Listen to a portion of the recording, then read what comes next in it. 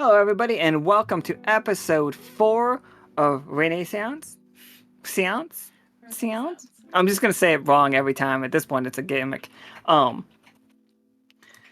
so today we are playing community radio, mixed with we're playing community radio as a setup for the scenes, but everybody is themselves except for Leo and Osiria, who are playing Polaris and Sirius, and they will, have everything they could do in the normal game. Alright, and so real quick, things that I need to mention. Alright, so first off, we have a community all hands on Wednesday the 13th at 5 p.m. Pacific Standard Time. If you can make it, please do. We're going to show some things that we're working on, discuss Wonder Package, as maybe some teasers for Season 5. And we're going to talk about the future of Lockstitch. I'm sure you guys can sense it. We're a little down, but we want to talk our way through. We want to see what this is. We don't want to break it down before games though. So if you can make it, please do. It has been posted in the workshop, obviously, but if somebody hasn't heard of it and they join the calls, please let them know. That as many people as that can be there, we'd like to. We'd love to hear from the whole community. Today is the last game to get the card, the World Builder hit show. That way you get to present a hit show for next arc, and it could be something like this, like what we're gonna do tonight.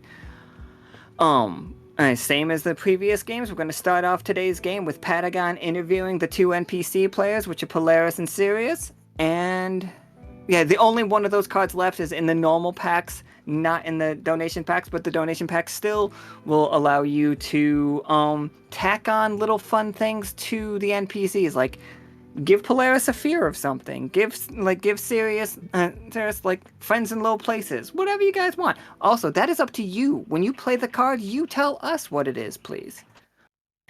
And yeah, well, let's get to the interview.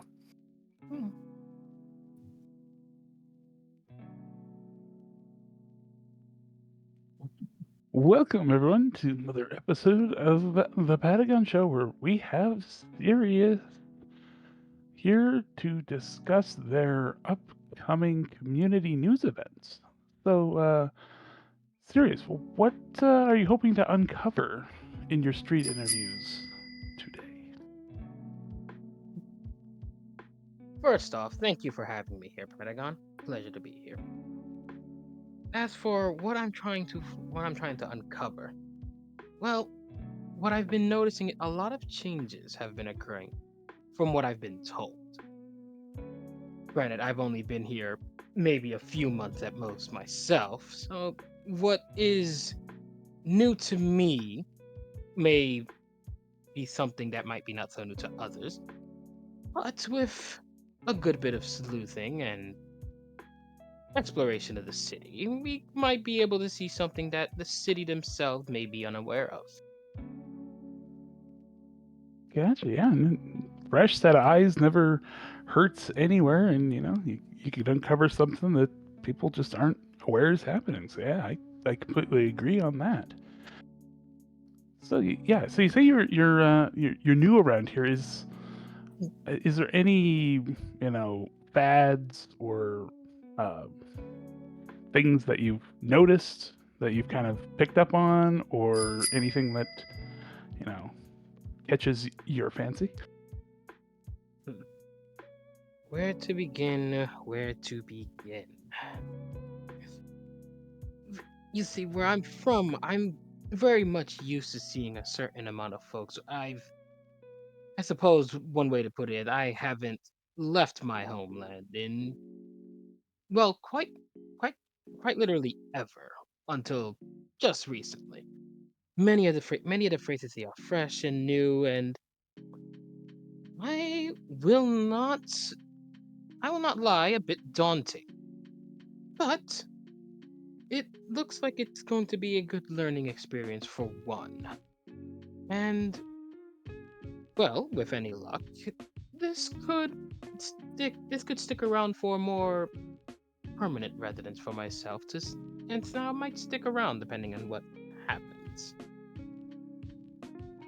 Very good. Yeah, I mean, I for one will definitely embrace any new faces around the Echo. It's definitely great to see all the different point of views. So that's good to hear. Um, so before we go and talk to Polaris, is there anything you'd want to say to the community at large, or?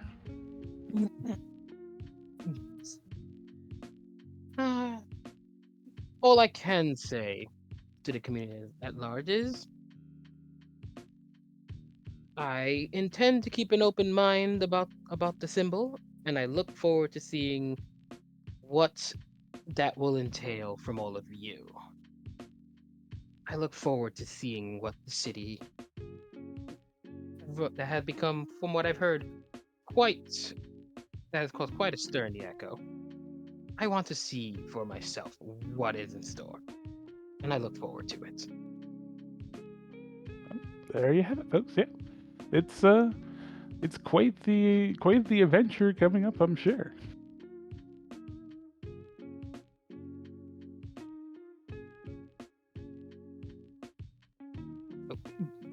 Sirius does give a polite bow because I believe since you said Polaris is next up, and he doesn't want to take up too much of Patagon's time, so he'll scoot to the side.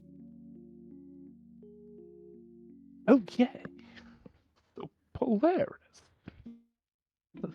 Similar here that you're new to the new to at least the thimble and everything. So, with your impeccable sense of fashion, what fashion icons have you noticed, or trends that might have caught your eye?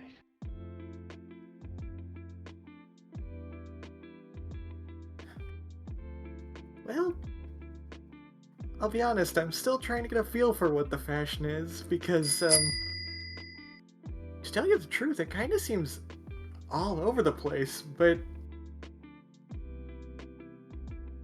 I'll be honest, it's exciting seeing so many different clashing types of fashion, like I could look at any two people and their style won't be exactly the same, and I think that's really unique compared to where we come from.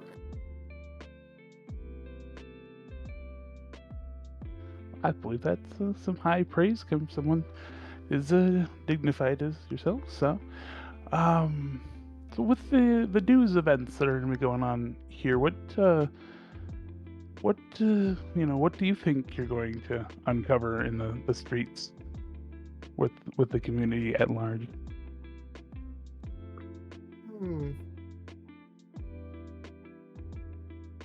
It's hard to say. I think, well, I hope to just get to see what the general feel is around the town, see how people are, people are feeling in the wake of all the everything going on around us right now, and who knows, maybe some fun adventure opportunities will present themselves.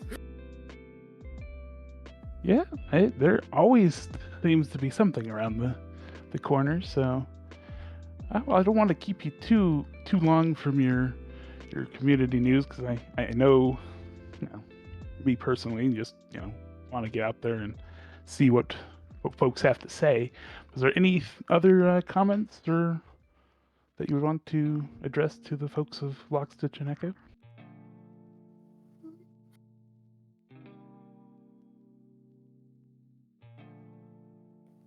Well, I guess if there's just one thing I'd say, it's happy to be here, and I look forward to seeing what more this place has in store for me and Sirius. All right. Well, I'm happy again to be able to showcase all the faces around the Echo. So I'm looking forward to what you uncover today, and I'll be watching with my eyes peeled. All right. Feel like after that, Polaris kind of like, just kind of very chipper like struts off. Tail swishing. Oh, absolutely. I really picture Polaris with like, I know that in that image she doesn't have one, but I picture with like a Persian fluffy tail, you know? She has a tail in her Yes. image. She has a tail in her image, but it's not the Persian fluffy amount that in my Oh, that's head fair. that I Floof. little barrettes in it. So thank you so much, Patagon. Like, I like, and I cannot overstate this. I am loving these interviews. And so I'm going to get to introducing the players of today's game, and then I will move on to, like, I will explain the game again real quick for everybody, and then we will just get into it. Alright, so first off, we have local celebrities, Pollux and Castor, played by resident Pokemon expert Vala. Hello. Got it in one. Nice. We got Polaris, played by Shy, or Kindred, or Osiria. One day I'll figure it out. Hello, hello, everyone. We got Sirius, played by Leo. Hello. Good morning, good evening, good night, and what have you. And we got Vidra, played by Fee. Ahoy, hoy. So we are playing a little bit of a hack, not too much of a hack of community radio. The main thing that is different is it's not so much radio as we're doing it live, people. We're taken to the streets. Vidra is the camera person for the team. And each one will take turns hosting a different news story around the Silver Thimble. So the first thing we do is decide who's going to host this turn, and then we will make a roll. We'll make actually 2 rolls of 2d6. The first roll will be a for the bumper, which is just a little like, it's a bumper from a radio show, like a little human interest story, the traffic, community history, social events, that kind of thing. It's just a short little thing. The person that is hosting does that themselves, and then we get into the meat of their story, which I have a list from the players and that I have created, and then they roll another 2d6 and end up with a Mad Lib that tells them what their story of the day is going to be. It's going to be ridiculous. They're basically picking out of a hat with dice. So yeah. Did you guys want a little setup scene before we get to it? You guys want to like have your characters talking to each other before the day starts? Anything? Ooh. Sure. Yeah. Sounds like a good idea for the folks to meet one of the meet our camera otter.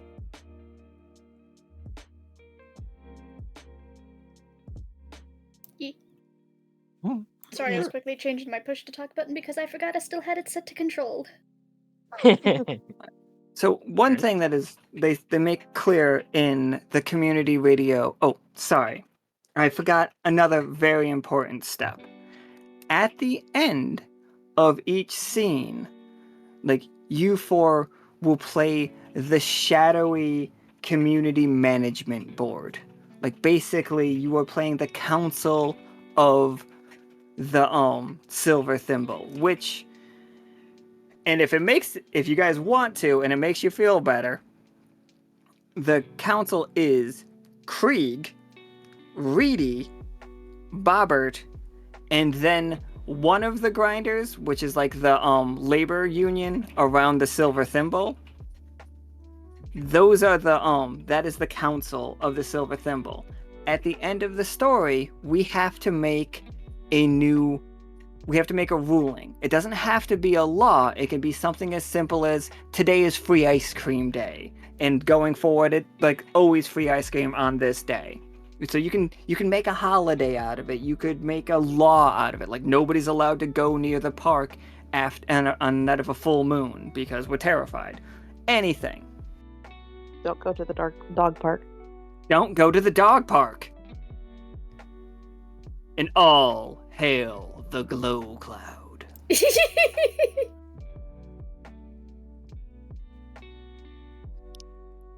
I cannot get started on Night Vale. I'll get lost. Alright, everybody. So, what is our first intern? If you roll a 12 on the story, the intern dies. Or disappears, never to be seen again, is how it is. So, who's bringing you guys in your coffee? And if you roll a 12 on the story, you'll never see again. Oh no. All right.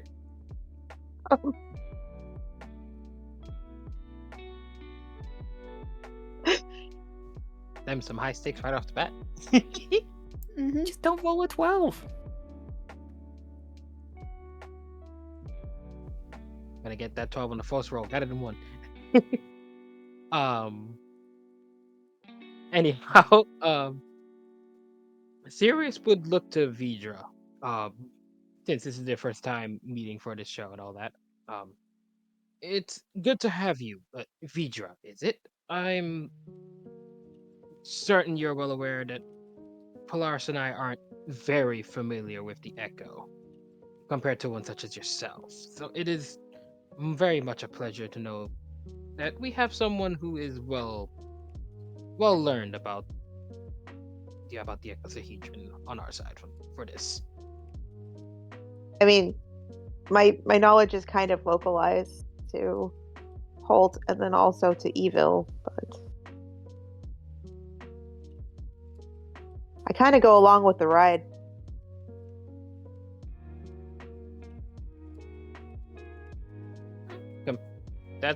That's two places more than Polaris and I know, so it's very much welcome. It's fair.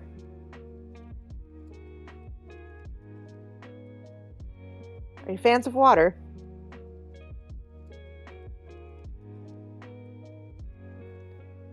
I mean, sure, I guess.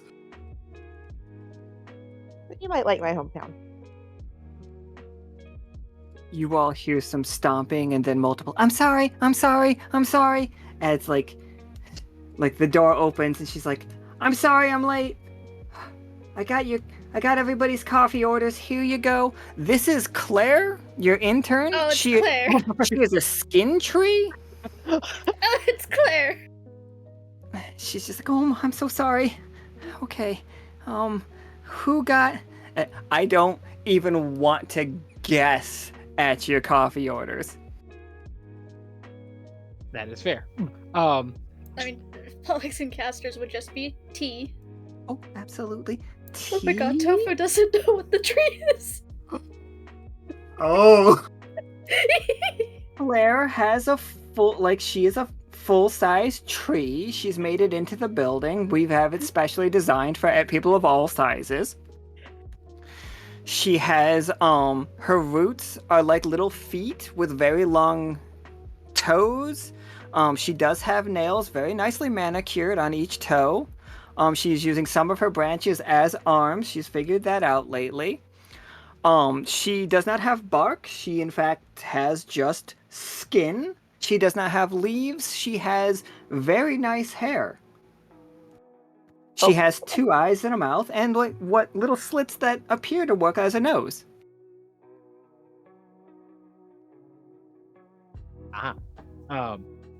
When Claire walks in, they're the... Oh, wait, are we good? Yep, we're good. We're fine. Yep. Sorry about that. When Claire does walk in, there's that brief moment of Sirius's tail just getting all frizzy, because that startled the fuck out of him. But he manages not to row in absolute surprise. But he managed to hold that in. The black coffee is mine. Thank you.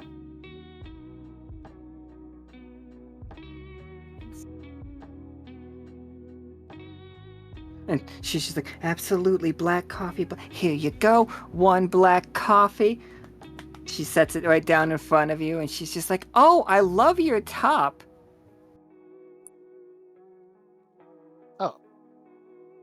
Where'd you get those shoes? They're actually a bit tailor made. I could direct you to who I got them from if that would help. Absolutely. Do you think that they could do something with these? Like, points down at her root feet.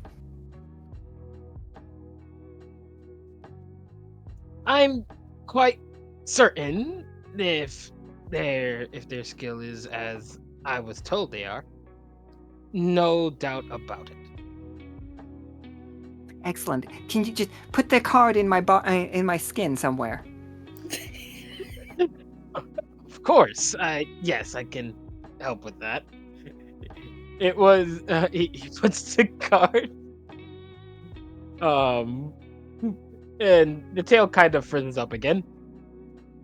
He does his best to keep himself relaxed about it, but boy, is that tail saying a lot. Just put it in the flesh folds.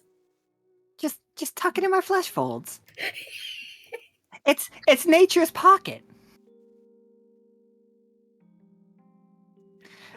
Claire is also at a solid 98 degrees, by the way. So I just need you guys to know that she is not a cold skin tree. I'm not sure if it's better or worse. She does sweat sometimes, occasionally. It's like when she's nervous, meeting a local celebrity and whatnot. I don't think it's sticky because she has hair. She's not like leaves. So she has blood under there. I very quickly retrieved my iced coffee from the very warm skin tree. It's like, oh, absolutely.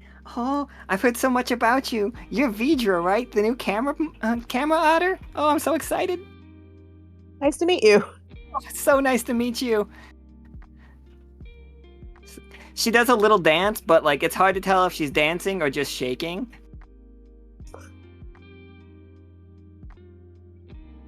Dear. And she's like, that means last but not least, this must be you. And I don't know what she hands you. In my head, Polaris, I was thinking the last person I got, have you guys ever seen the Key and Peele scene where Andre 3000 is ordering a coffee? If you haven't, look that up because it's hilarious. But it's just like a pitcher, like a pot full of green coffee.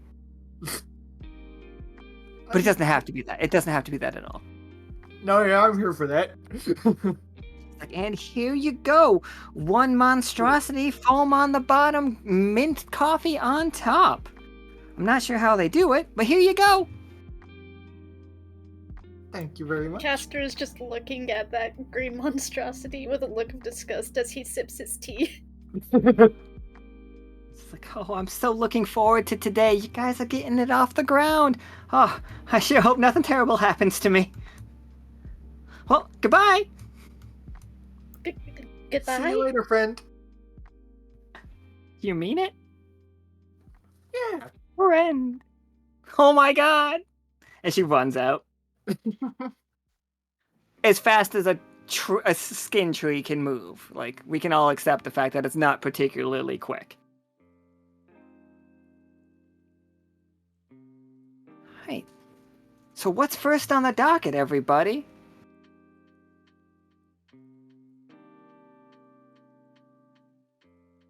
First thing is Sirius taking a moment to relax after that. That was new. But I guess we roll, right? Is that how it works? Yeah, whoever wants to start it. Sirius, you want to you to get on so for the record, wherever we go, there's a chance of multiple people having to play NPCs. So we know that Vidra is going with everybody to film the scenes. Then whoever's hosting that scene is going to be the person on the mic, standing in front of the camera. And then the other two players can be NPCs that show up for the story. Does this make sense for everybody? Yeah, it makes sense. Yep. Excellent. I've got a list of NPCs that some we've seen before, some we have not. Some are just new creations out of the aether. Ooh. And like most of the places are around town, like all the places are in the Silver Thimble. Some of the places we've seen before, some of them are brand new. So, by all means, whoever, like, Sirius, were you volunteering to start us off, or? Sure, I'll do the inaugural roll. Why not? The first up is 2d6. This is for bumpers. This is for, like, the first, like, little story, advertisement, social event type situation. And, okay, so 6. You have to give a little story about community history. And while you're thinking that up, can you roll me 2 more d6 so I can get us set up on the actual story, so you can have a little bit of time. So we got a 9. We are all individuals. A cult is discovered at, oh my god. Oh boy. We're getting a cult, Sounds guys. familiar. Roll me a Sounds- d10, please.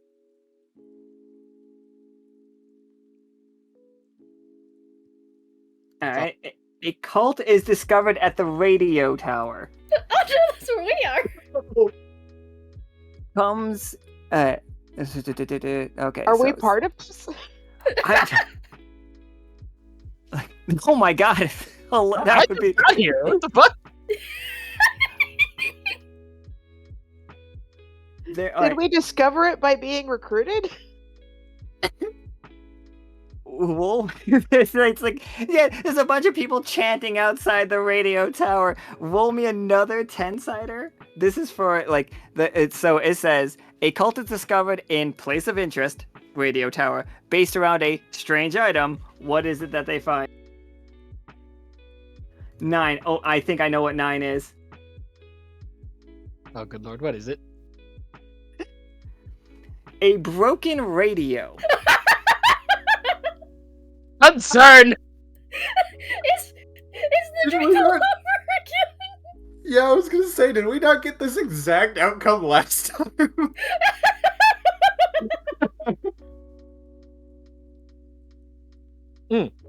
Huh.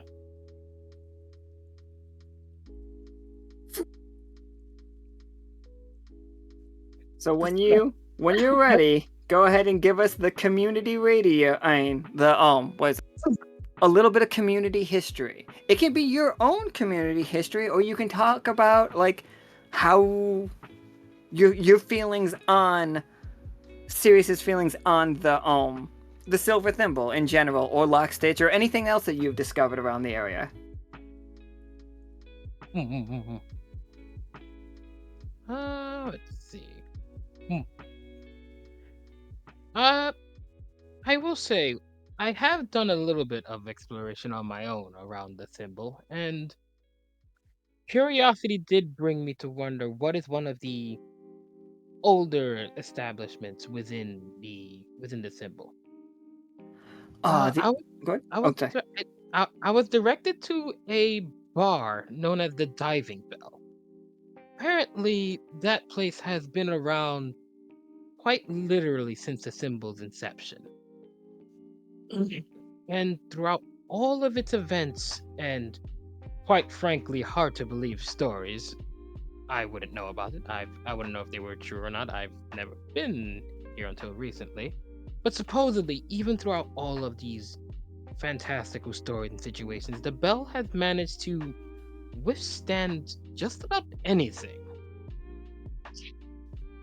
I am quite surprised over such a place being able to stick around for so long, but I suppose a pillar is a pillar, regardless of what the coding is on it.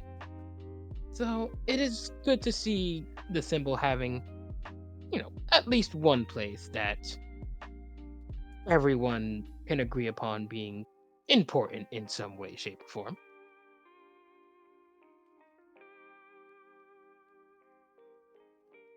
Absolutely, that is perfect.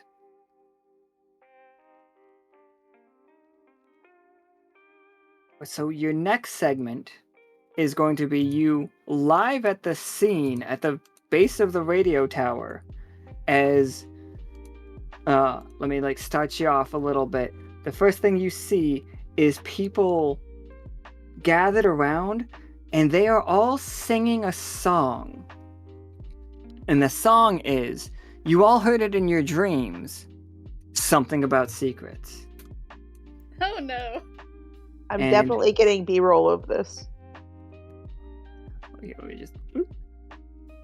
Rather than just instantly interrupting. I want to make sure that I record it for prosperity. Ooh, the tower is pretty. Or posterity. Words. What are they? So yeah, Sirius was about to was heading down towards the first floor, and he hears the singing.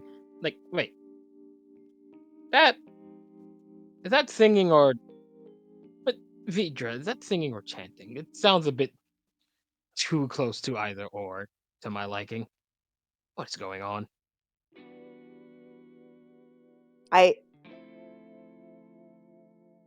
I'm not sure.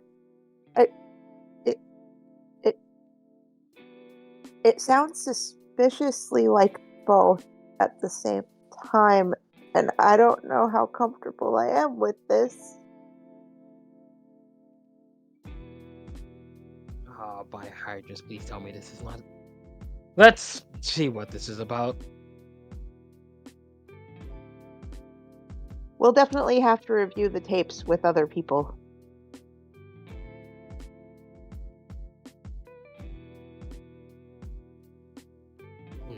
Well, for sure. Keep the recording rolling. This hopefully is nothing too weird, but this isn't the first time I've been around the cult, much to my dismay, and I don't like this sounding like yet another. Let's see what You got it, boss.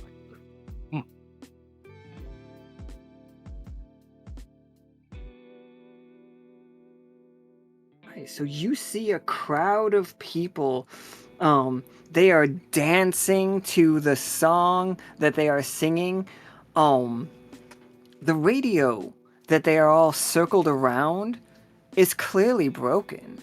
It's not plugged into anything. There's no cord. But Is it making any noise? Do we think it is? What is more interesting, that if we can all hear the song coming out of it, or if only believers can?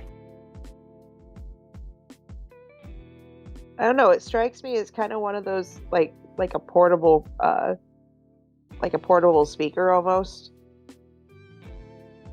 Okay. Depends on what what is coming out of the speaker, whether it's something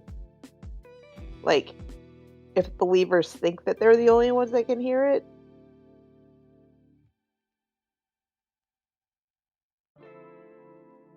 Yeah, absolutely.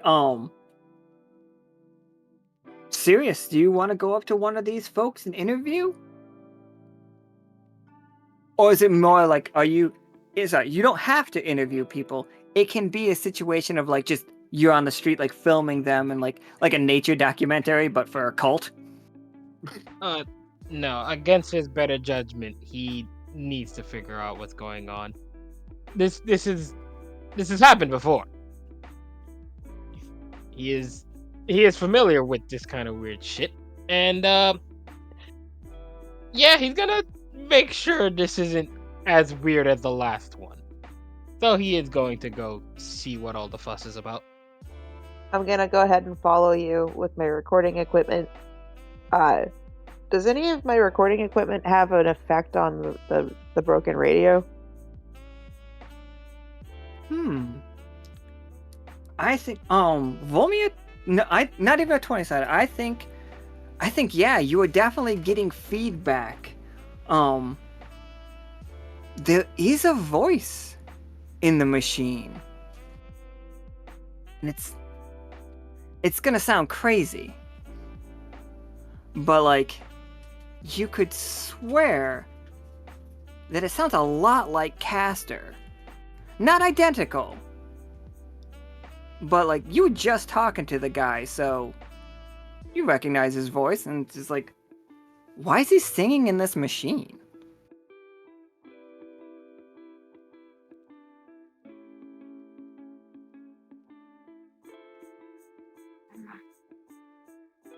Sirius would move a little closer to listen in, and if able, would get the attention of one of them to get some question going. Excuse me, do you have a moment of your time?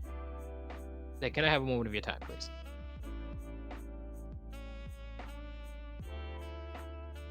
Which one are you looking to? Which one are you looking to talk to, or does it matter? Or I mean, yeah, whichever one decides to speak up. Do they continue I was dancing? thinking, maybe. I think the owl dude over here might step aside to answer some questions, just like, yes, hello, kind sir. Whatever can we do for you?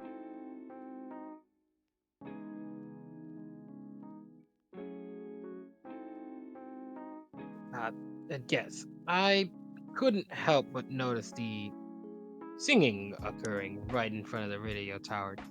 Admittedly, a bit hard to miss, and I am a bit curious as to what the nature of this little get together is about. As he looks to the radio and hears the familiar voice. If it is actually Pollux, probably sounds very uncomfortable in this situation. Like, please just stop this. Yes, well, you see, we're simply paying tribute to the voice in this here radio. Really, it has some magic behind it. As you can see, it's not plugged in, it's not turned on, and yet the voice speaks to us all the same. It apparently is. As Sirius walks towards the radio, curious, and he heard Pollux say, "Please stop this." Is that correct? He said it very quietly, like under his breath, but yes. Oh, okay, he will get he will get closer, and Pollux would hear now a familiar voice speaking to the radio. Would you mind repeating that? I'll move recording equipment close there so that we can get a recording if we need it for later. Wait, Sirius? You there? So how often are we going to be meeting like this? I would hope this would be the last time, but unfortunately I'm stuck here.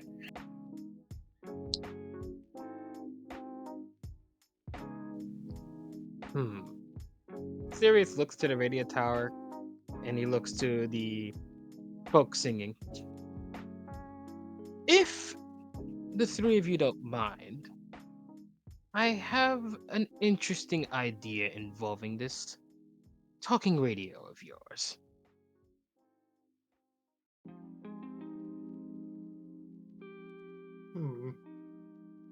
Alright, let me hear it. It's clear that you are singing to it to try to commune with it in some sort of fashion. If this would please you to try, perhaps we could use some of our radio equipment to better project your message to the voice and potentially have the voice speak back to you proper. Do you really think you could do such a thing? Imagine the blue lizard guy in the back is like, does he speak true?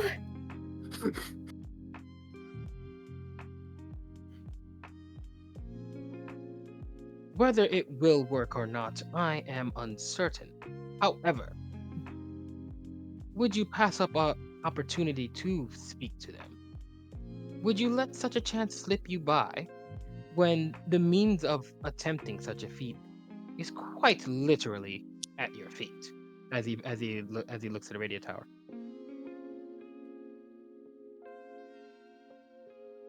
This owl just sort of looks to the other two like, what do we do? It's hard to deny he has a point.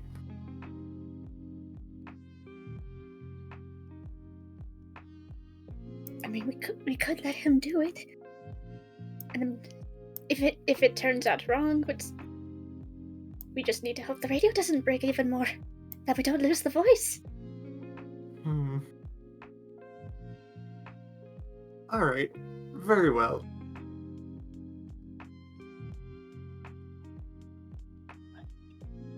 So, Splendid. Okay, sorry, guys. I don't want to interrupt. Are we moving? Is it this? Are we just going back into the station with these guys in tow? And getting Polaris and, Pollux and Castor there too, to have enough folks, keeping an eye on them. Just casually picked up some cultists outside, it's fine. I imagine Castor would be a little unnerved at the idea of another broken radio cult, but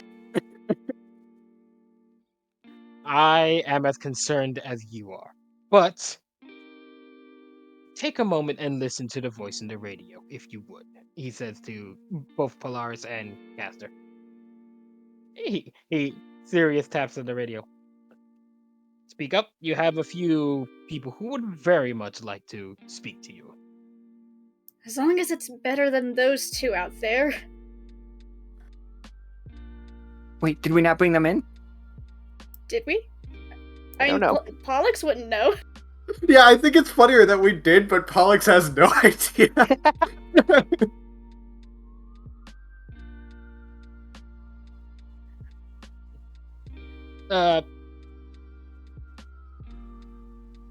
He also taps to the radio. I get you're in a radio, but do mind your manners. That's considering the two that are holding the radio. How big is this radio? I honestly don't know. We can be whatever size we want it to be. Like Does maybe it take little the two of radios? them to hold it? I think that's more just like they're touching it because they love it. Yeah, they can't let go of it. It's important. Yes, an important sacred relic.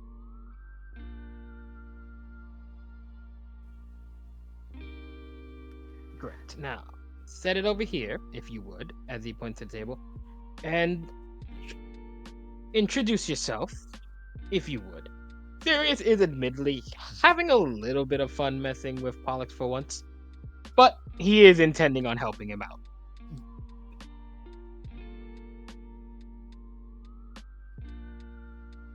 Oh, you're asking him to... Okay, I thought you were talking about the NPCs. No, he's trying to get the radio. He's trying to get the voice in the radio to speak to everyone. I have no idea what you're... hello, I guess. I am Pollux. You might know of me with my brother Castor, but I'm currently stuck here. Where's here? I don't know.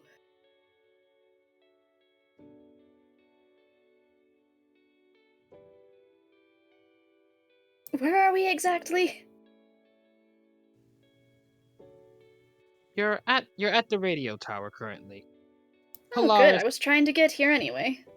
Polaris, Castor, if you would be so kind as to speak to our friend here. I'm sure they would appreciate some familiar voices. Hello, Pollux. Long time no see. I'll be honest, I didn't know this was going on, but I'm sure Well, we can find a way to help you out. You and me both. I woke up in here. Well, not the radio, but wherever here is where I woke up. And after the whole dream incident.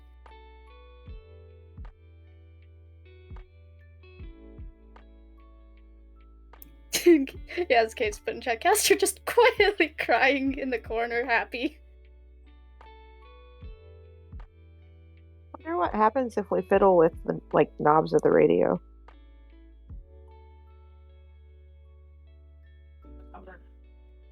Absolutely, play with those knobs. That's hilarious. I did not mean that in a dirty way at all. Don't turn my words dirty. I mean, I didn't say it. The laugh said it all. Yeah, I'm just thinking like messing with the knobs is like somehow like pulling his ear or something. Like I was more thinking it was like, so wherever Pollux is, it's like frequencies, you know? And as you do it, it's almost like a combination. Like if you set this one just right, like Pollux feels more real. Like they've got a solid foundation. Maybe they can even see the room around them. Ooh.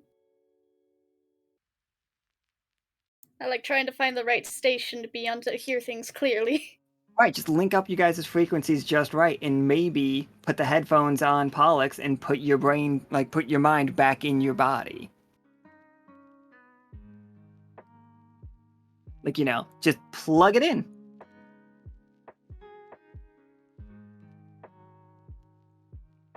For that, Vidra and Vala and Pollux, can you both give me a 20-sider? We are not looking for high numbers. We're looking for you to be close to each other. Oof, I got a 7. We both also- got 2 sevens. sevens. y'all are insane. Nailed it. Yeah. Got it in one, people. That's amazing. I think Vidra, Perfect synchronicity. right, as you reach out and touch the knobs, like your fur, like the silver in your fur begins to tingle. And like you are able to find it perfectly, just first shot. Like that is Pollux's frequency. Feel free to RP that, you guys, though.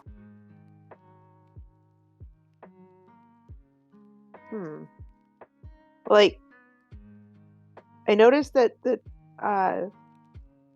radio or the recording equipment caused, you know, more of the voices to come from Pollux. So maybe, you know, if we fiddle with it a little bit, it'll clue into them better.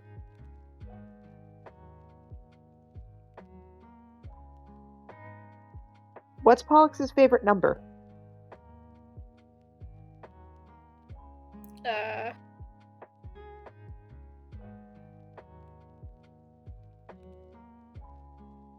14. Kind of scrolls to where there might be like a 14 or a 1.4 on the dial.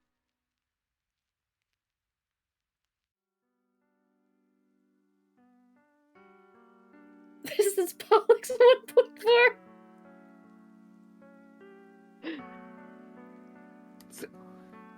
Pollux, you see the studio all around you. You see Castor sitting in a chair. You see your own body that they've been weekend at Bernie'sing it. Afraid to ask what's working. So how you feeling? Any better? Actually, yes, I can actually see now.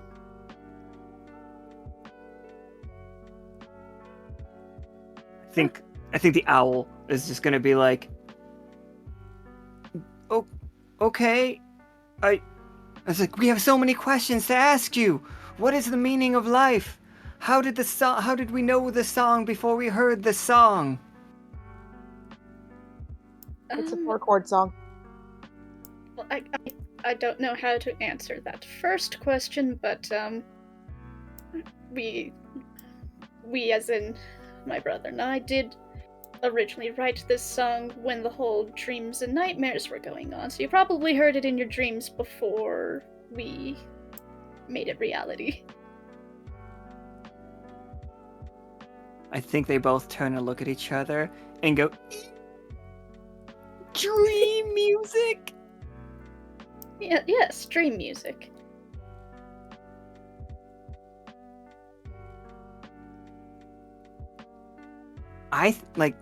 Pollux, you guys both rolled a 7.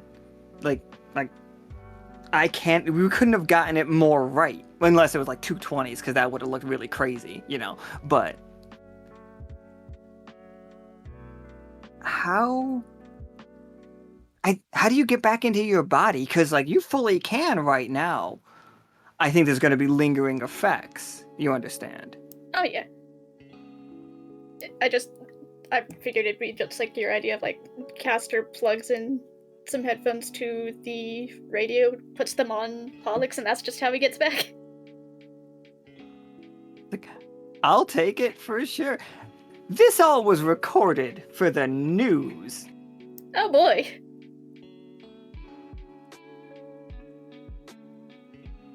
Right? Or did you stop recording?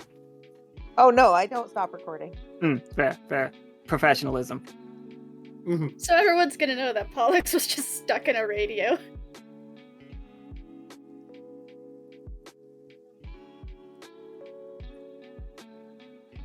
%1,000% yes. Sorry, Sirius, are you back? I know you said you had to check on something.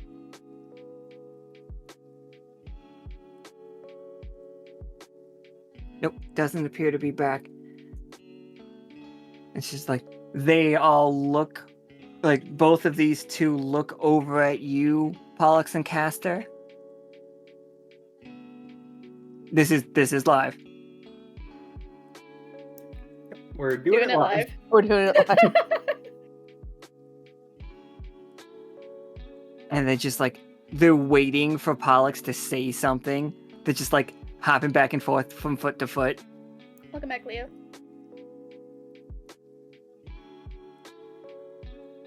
Thank you. Sorry about that. Were you able to listen, or do you need a recap on what just happened? Quick recap. Okay, so Vidra and Pollux tried to sync up with each other. They both had to roll a 20-sider. They both got 7s, so they're perfectly in sync. And they were able to put headphones on Pollux's body, and Pollux's mind went right back into it. The two cultists are very excited, and they cannot wait for Pollux to speak. And they heard that dream music is a thing, and they have never been so thrilled in their lives. Because Pollux told them that like they heard the song before because they wrote it in the dreams and then made it a reality. Alrighty. As Sirius looks to Pollux, who is back where he should be, if I'm correct. Good to see you're back. Took you long enough. I imagine he would just like blink a couple times, shake his head, try to get used to the fact that he is physical again and not whatever the fuck he was in there, and be like, oh, thank stars I'm back.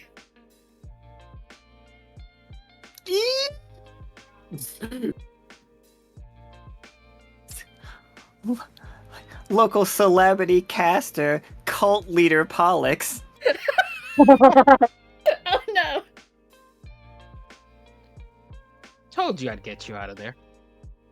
You can just see them. They're gonna be like that reluctant one that's just like, please stop this, and they're just gonna take everything he says into like, oh, this is just great. Stop this? We'll stop anything you ask. Like with Yeah, force. basically that. All right, Sirius. This is the part where you wrap up the story. Like you look into the camera and just give everybody a recap of what happened, and like maybe you're a little bit of an opinion. You understand? Just. And then we have to move on to the council. What rules are made because of this interaction? As you can see, everyone, it seems one of our radio hosts here seems to have gotten a little bit too eager with the tech and somehow got himself stuck in it. But fear not. We here at Community Radio have worked with weird tech before.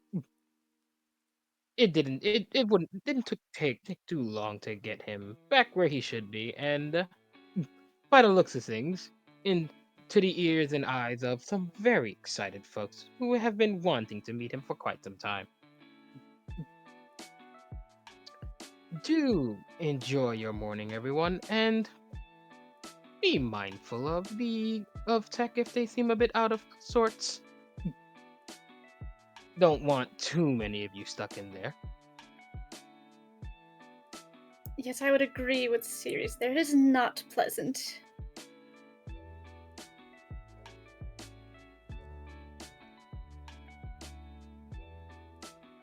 Guess we can take it from the expert on that one.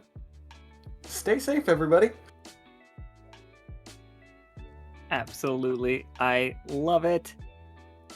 Let me just do this real quick. Also, apologies, I gotta go do something real quick. No. Do you need me to stay for a No, second? no, I can do you're that. good. You're good. You're good. Good. Take care of your stuff. Live your life. I will be right back. I'm sorry. Well, Vala is gone. Oh, Let's sit at the ominous table. Like they have seen the live show. They have learned that people can be caught in radio waves. There is a growing cult that worships the song Something About Secrets. And the singer, Pollux. What should our new decree be? This can be anything. It can be as light as... Actually, I don't know. Like, I'm in my head, I'm thinking people shouldn't listen to the radio alone, or like headphones are not allowed, as like ridiculous things. Those ones, but like, they can be anything. What do you think to keep the community safe? What would a new decree be?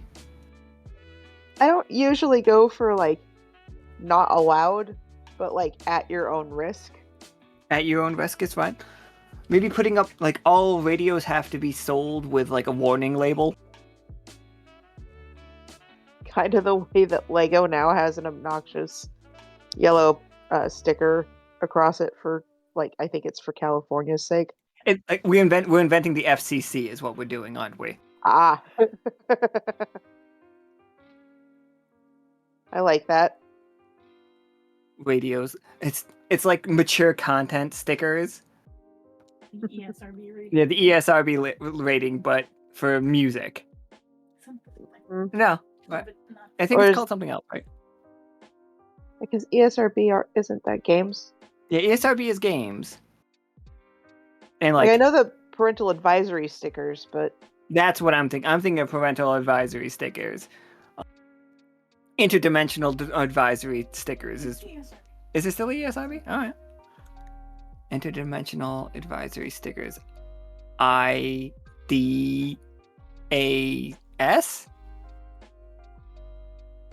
sure, that works.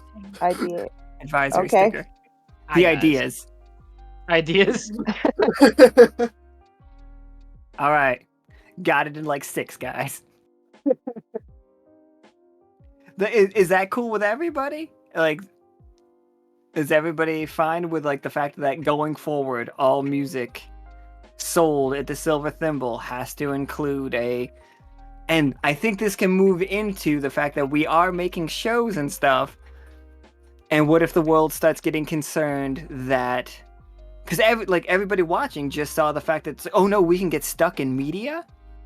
So is it about the device or is it about the format? Hmm.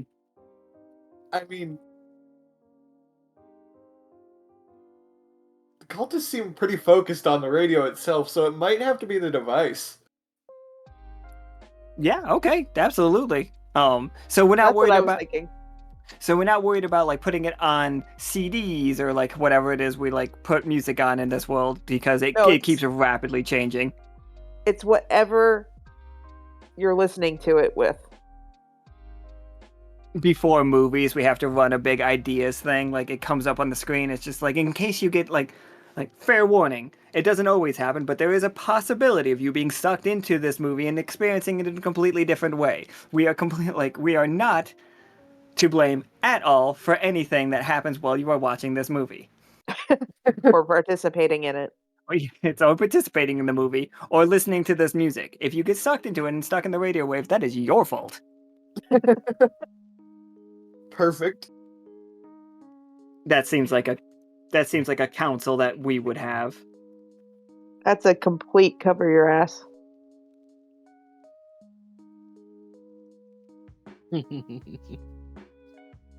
I know that Vala is away, so Polaris, if you don't mind giving us 2 6-siders. Alright. 5, you have to tell us about traffic around the Silver Thimble. And now give me 2 more 6-siders.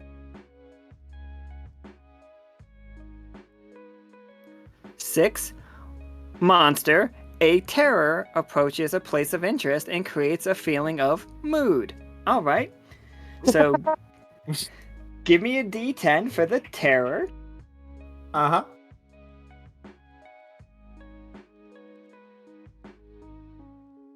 7 is the murmuring shadows. Shadows that whisper secrets to those who listen too closely. Ooh. Oh. They approaches, and now roll for a place of interest. Another D10? Another D10. All of the things, I have 10 of each.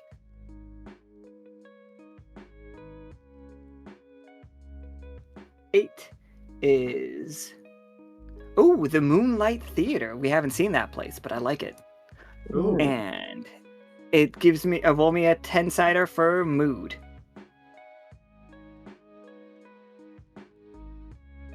Seven. Where did that go? Wait, is it a... Oh, is it a 5? Yeah, chat side says 5. Oh, wild. What does it say in the side? On the side. 5. Okay, that's wild. Okay, so 5. Aw. Childlike wonder. Okay. Wow. There are shadows at the Moonlight Theater. Here's what the Moonlight Theater looks like, everybody. Giving everybody a sense of childlike wonder. Is it a bad thing, then? Is it? Or, like... Are they part of the show? Oh my god, are they just the show? Okay. That's awesome. Oh, 1, welcome back, Pollux and Castor. 2, Polaris did their thing. 1, they got to talk about traffic, and 2, there's apparently murmuring shadows that tell secrets to people if they listen in the Moonlight Theater. Interesting.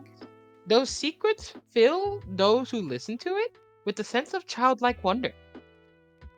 Fascinating. Polaris think they might just be part of the show. Oh. Oh my god, wait. I don't Have know. we Look seen at the that thing inside. before? I don't think Definitely we did. have. Oh, I will say the inside of it's like the underbelly looks very starry. It does look very starry.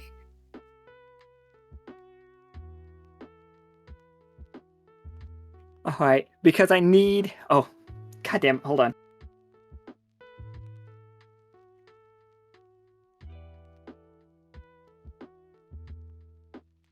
Alright, Vala and Leo, here are your 2 mice. Because we know that the people that work at the community theater are mice that build things out of cardboard. Oh, Hopefully they're not too afraid of you.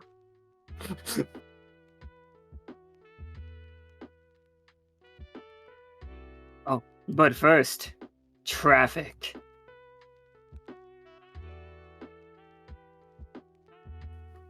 right. And before our next story, we've got a quick traffic report for the Silver Thimble. It seems there is a heavy influx of traffic on the way to the Undercity. So if you are headed that way, expect some delays, and consider maybe planning ahead and leaving a little bit early just to make sure you get where you need to go on time.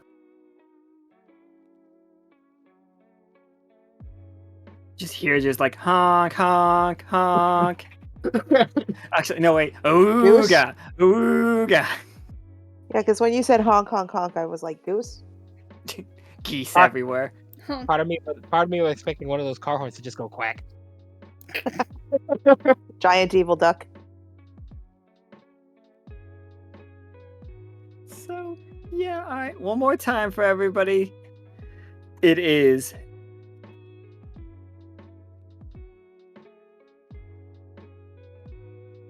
murmuring. The murmuring shadows approach the Moonlight Theater and create a feeling of childlike nostalgia.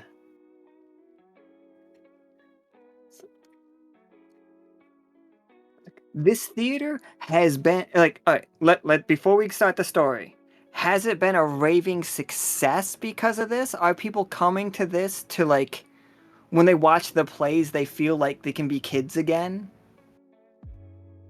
Like, is this a massively successful theater for it, or is it kind of spooky for people? I think it's successful. Like, I think that they're, like, it's enchanting. Yeah, that makes sense.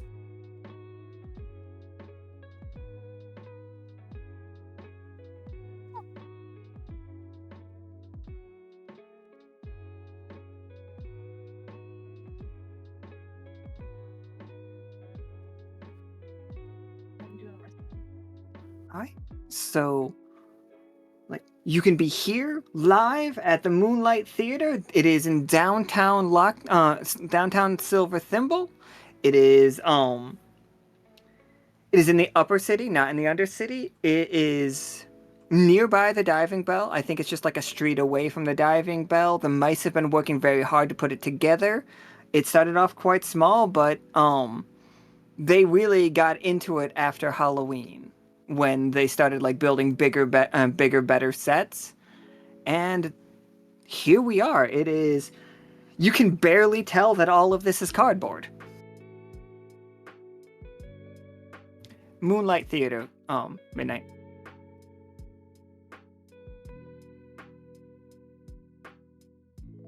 Alright.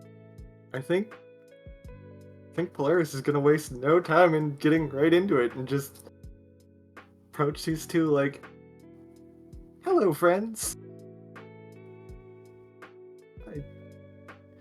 Oops, sorry. Here you've got a big new act that you've been performing here, and I was hoping I could maybe ask you a few questions about it for our news show. I'm gonna get real low and have the perspective be from, like, the mice's perspective, and probably only really get your feet.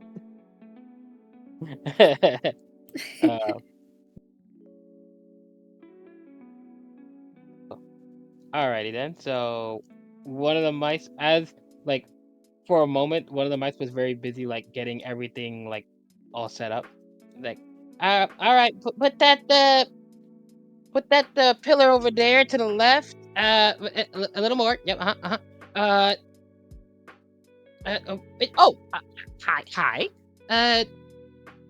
You said I'm sorry. You wanted to ask us some stuff? Sure. Yeah, I think we got a little time. Do we have a little time? I think we do. Sounds like we got a little time. Okay. So, what you trying to ask us again? Well, I just wanted to, hear a little more about this new act of yours. I've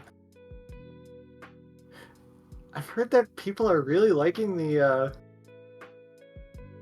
Sorry, out of character, what was the thing called again? Murmuring Shadows. The new Murmuring Shadow thing that you've got going on. Could you tell me a little more about that? Murmuring shadow. Oh, you mean Dave? Yeah, Dave, could you wave to us over here? They want to talk to you. Oh, hi. Hi, guys. Yeah, yeah, that's Dave. If you want to give the full name, yeah, I guess it's Dave the Murmuring Shadow. But if you want to be quicker, just call him Dave. You just call me Dave. Yeah, he's friendly. Dave's a friend. It's like I do Foley work. I help set up the stage.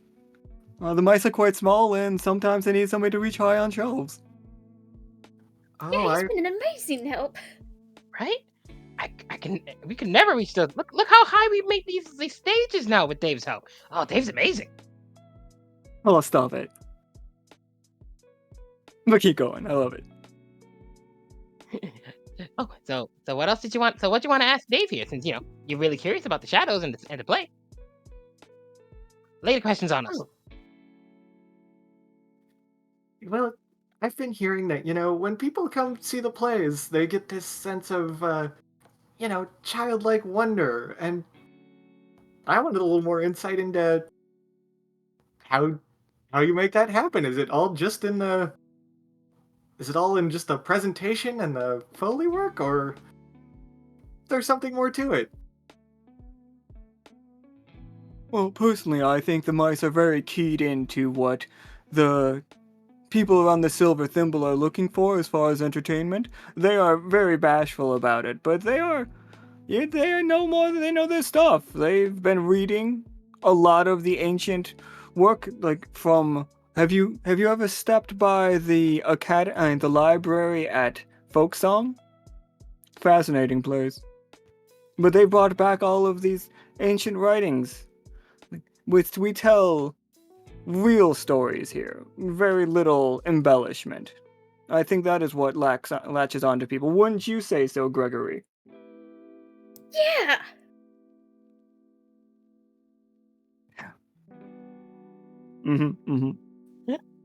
Oh, and what really helps is that Dave here. I don't know how he does it, but he says just the right stuff, and it just gets the people thinking like like they were back little kids when they used to play with toys and think of cute fairy tales, especially folk song ones. Oh, they got so many fairy tales, and I don't know how Dave does it, but he knows so much about it. He just says the right stuff, and boom, you can see the audience, you can see the stars in their eyes. It's amazing. I am, of course, that which remains from ancient fallen cultures. It made into shadows personified. But I do truly love Foley work and stage management. It's my passion. Couldn't do it without you, Dave. Stop it. That stuff's incredibly important. It's not something I ever got the skills for. But I really like it, and I really appreciate it when it's there and done well. Oh, such compliments from everybody. Do you know who this is? This is Vidra of Holt. Oh, I've been following your work for so long. You're still life's masterpieces. Why, thank you. You're so sweet.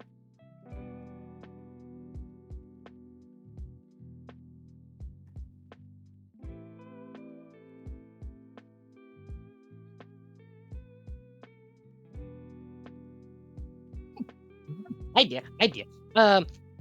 You folks are like, courting and doing all that stuff, right? What's say? Hear us out.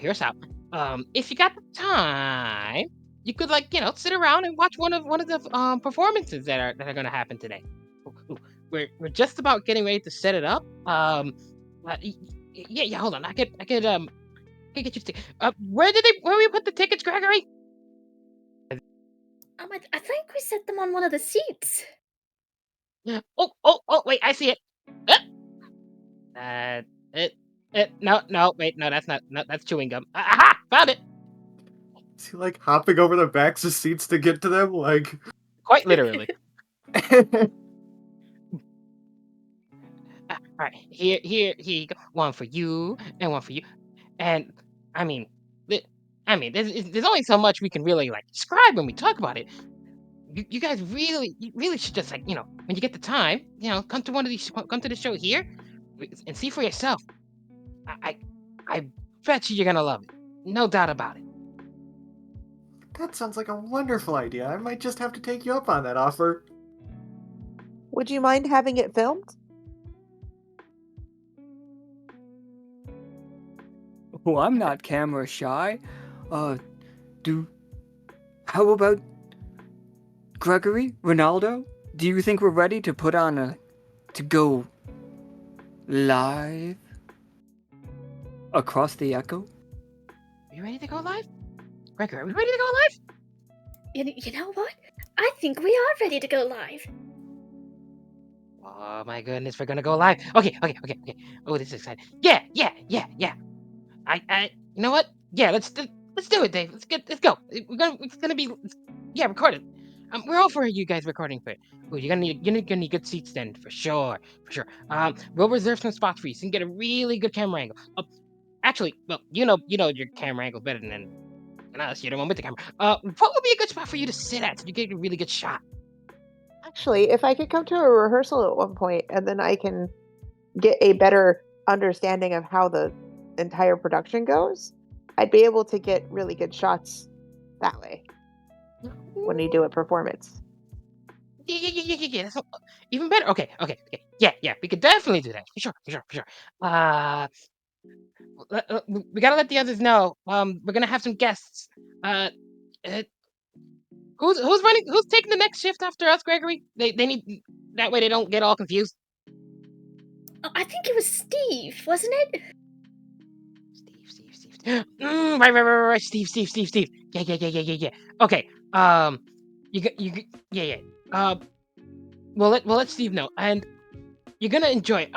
So when you can, come a little later today. Not take your time, but a little earlier. We're just about done with one of our last rehearsals for one of our newer plays of Mice and Mice. You'll be able to get some good shots, and you can see some of the actors, and and some of the backstage work. That'll be a perfect time to do it. That sounds lovely. Oh, I'm so excited. Me Oh my too. god, oh my god, oh my god, oh my god, oh my god, what am I gonna wear? What we're You're gonna wear? perfect as you are, Dave. Wait. Hear me out, Gregory. What if you get Dave a really like a hat, like a hat to really show the moonlight theater, so that everybody knows, they can see it from here. Wow, do we got a nice hat with like a moon on it? I don't know, do we? Do we? We need. Maybe we can find somebody who can make a hat. Hey, yeah, she's looking. Ronaldo's looking to Polaris. You know somebody who can make hats? Well, I mean, if you don't mind, I would be willing to give it a try, Offer a little That would be support to the project. amazing. You could make hats, Gregory. She can make hats. She can make hats.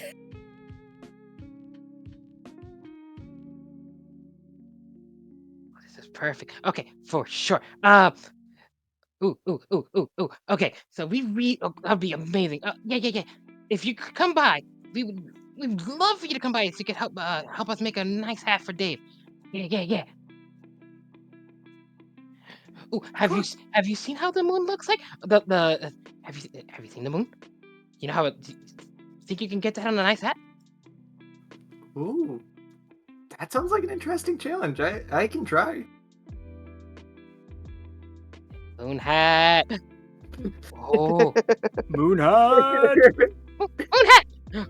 moon hat. Moon hat. hat. Moon hat! Moon hat. Oh, Gregory, what if, hear me out, for this, because this is our first live performance. What if we could get like a lot of like, like what do they do? What do they call it? Commemoratives, like souvenirs, little hats for little hats for everybody, little moon hats. Oh, that would be perfect. Moon hats! Moon hats. Moon hats. It's gonna be. Oh, thank you both for coming by to see the little see how things are going, and we definitely look forward to you both coming seeing the rehearsals and seeing the play, and the hats. Definitely look forward to the hats. Of course. And thank you for taking the time out of your busy prep work here to talk to us today. I'm sure we'll be seeing you around real soon.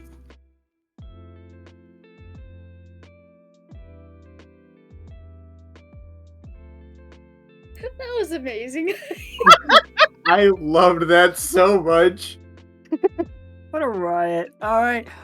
Polaris, though, hit us with a summing it all up. Like, it could be something like, come on down to the Moonlight Theater and catch the show, or something, anything.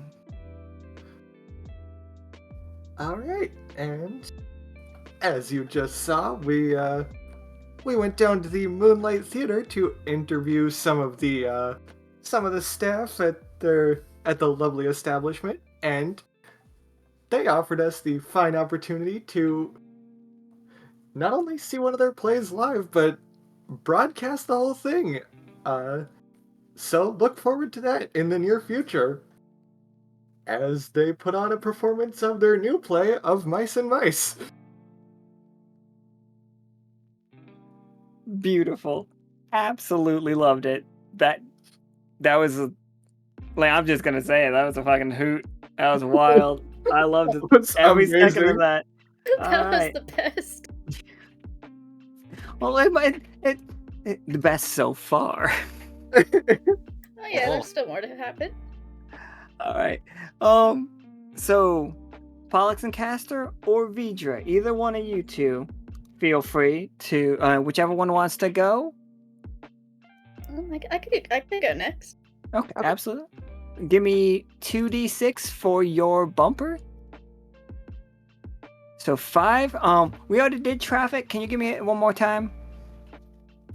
7. A social event is happening somewhere in the Silver Thimble. Also, sorry, I'm gonna real quick address the raids. Hello, everybody raiding. Thank you so much for the raid. We are playing Community Radio, which is a really fun TTRPG by I've got the name right here. 1 second. It is by Quinn Murphy. It is just a real hoot. It is kind of, you guys know, if you know Welcome to Night Vale, it's like, hey, what if you want a TTRPG on Welcome to Night Vale? But this one it's going about as weird as Night Vale does, but it's very positive, very uplifting thus far, and I'm here for it. I'm loving it.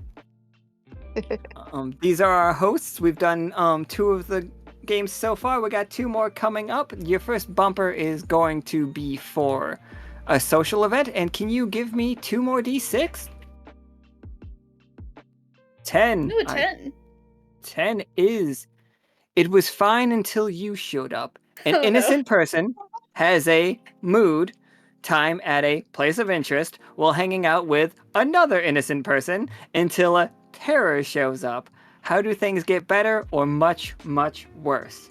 So I need a 10-sider first. I need 10-siders over and over again. So 8. Let me get my list. So the innocent person is Opal, a reclusive artist known for her unsettling sculptures. Oh boy. Her mood, what was it? What'd you roll for? I rolled a 4 for the mood. 4 for the mood. A giddy sugar high.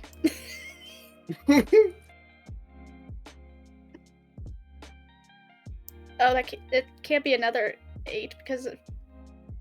Yeah, Oh, that'd be wait. Moonlit Theater again. So, like, one more time on that one, please. 9. 9. Oh, this is at the Thimble Pier. Or the dock, as we have seen. And, alright, so far it is Opal has a giddy sugar high at the docks with, and can you give me another I can't see it. If you could read it out It's a for me. 3. A 3. With Pearl, the veterinarian. Oh boy. And then the terror is a 7. Oh, the terror would be the Murmuring Shadows if we get a 7. So give me one more. 1. 1. Oh, the Shaper's crew. Oh boy. Oh. Uh-oh. Am I gonna have to voice both Pollux and Castor and Pearl since I picked Pearl to be my voice? Yep. Seems that way. Oh boy. Good luck. Before that, however, we need to know something. How does the council feel about what happened at the theater? Oh shit! I totally Oh, we forgot about the cancel. I got ahead of myself. Thank you, Leo. That went so silly, it kind of got lost. We return to the council chamber. They have been made aware of the murmuring shadows at the Moonlight Theater. How do they feel? How can we profit from this?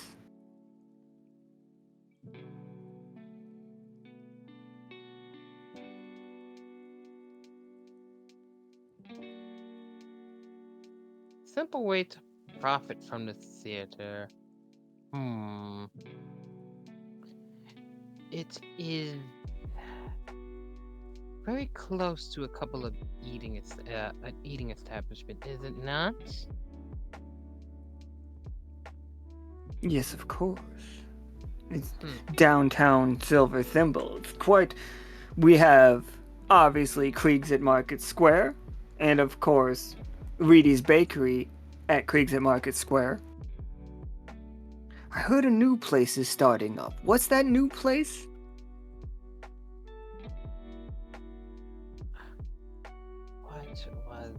What was it? It's on the tip of my tongue, but I cannot recall. Does either of you remember what it was called? You hear about the other two so much. This new one is a bit still hard to remember.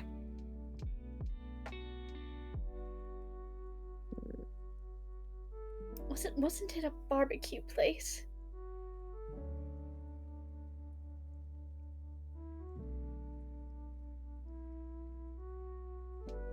Barbecue. Is it from some of those folks from the Neverglades who have been trying to branch out? Was that it again? And they tried making a spot here? Yeah, that sounds Right, about right. that does sound right. It's like you can never really trust a squirrel barbecuing, though. Or is it... Oh, you're talking about one of the Beatles. The Beatles can barbecue. Oh, is it the Beetle Boys barbecue boys? Yeah, I think that is exactly what it was. Right. It was the BBBBQ. Right.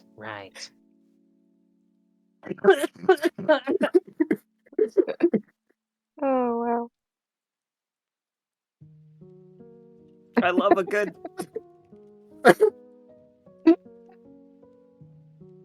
That's why I love the BFGA, like instead of the NRA. It's the NBFGA, the National Big Fucking Gun Association. But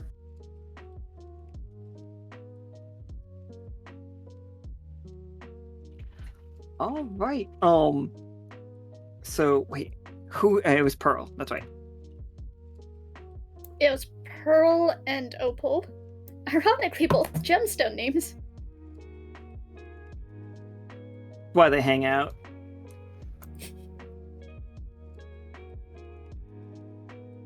What if their names are just like short for pearlescent and opalescent?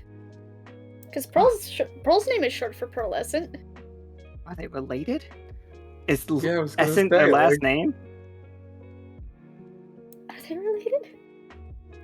I don't see why Maybe they they are wouldn't be. now. Yeah. I guess they are now, so they're both sea slugs then. Oh, sorry. Real quick, is the idea that from the council we are going to sell BBB BBQ at the theater. The idea of somebody eating ribs while watching a show Yeah. is so upsetting to me. Thinking just that. I Just feel like it kind of has to be that. Though. Somebody walking up and down the aisles. It's just like, wet wipes! Get your wet wipes here! Need a bib? Bibs! That sounds like something that this council, again, would totally do. Yeah, honestly. I gotta change that token now that I know they're related. Oh no, what'd you have it to before? It was just a little, halfling woman, now I'm turning into a slug. You definitely have to have, a stockpile of little wet wipes. Going to the theater. I got my little binoculars. I've got my show guide. I've got my fan in case it gets too warm. I've got my wet wipes and my bib. Yeah, the seats are all plastic, like stadium seating at the. It's all cardboard. They throw it all out. Recycle what they can, throw away what they can't.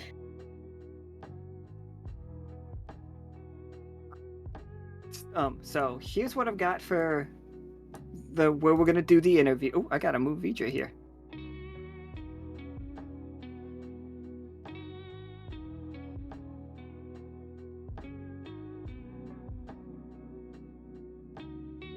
This is pearlescent. This is opalescent. This is opalescent statue. She's in the middle of carving it. It's very unsettling. I don't know what it is, but it's unsettling. This is the guy. He's actually Simmons. He's a good friend of Simmons over here. I'm gonna put him back on this boat so he can be on stream. But you guys can see him, and the Shapers people aren't the best. They're not exactly the nicest people. I can't remember what I named any of the Shapers crew because that happened real quick. I know it's not Pimento because that was something else. But if anybody can remember what I named this thing, no, not Pimento. Pimento is Pimento. That's right. Right now his name is Carl. No, they are always Carl. They're always Steven. They're always Paul. Somebody please name him. But first, we need to know what the social event happening in the Silver Thimble is coming up. Pollux and Castor, what's going on?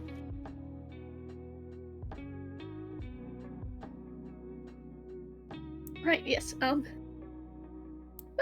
coming up pretty shortly, there's gonna be quite the dance event featuring none other than the... Sorry, Attica, did you describe it as synth? Is that what you said earlier during the example? Yeah, that's what I like, because I was given the note that you and Karam had started a band, but you both play the synth. Yeah. So it's just a synth rock band. But maybe not even synth rock, just synth. Synth.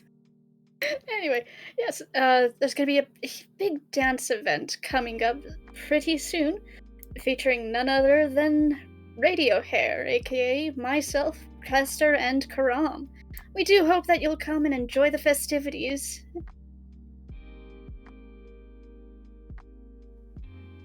Look forward to it, everybody, because now that's happening. Yes, Radio Hair, because Pollux and Castor with the radio stuff, and Karam, even though they're a tinker, is a hair.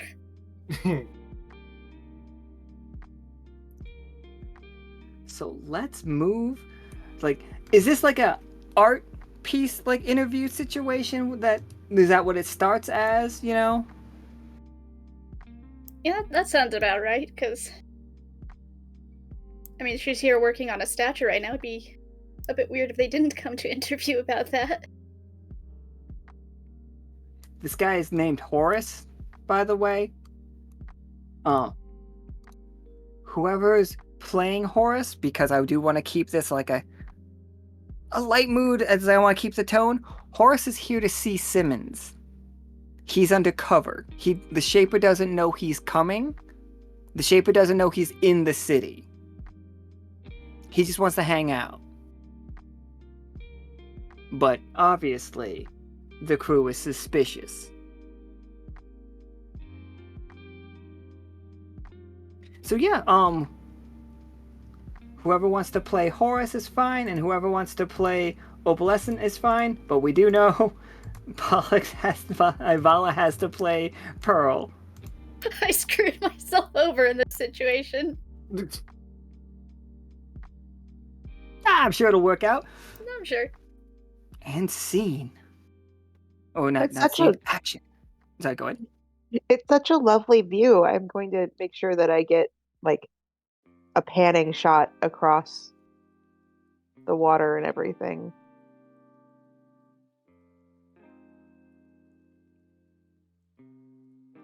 Oh no. Do you catch Horace on camera? Almost certainly.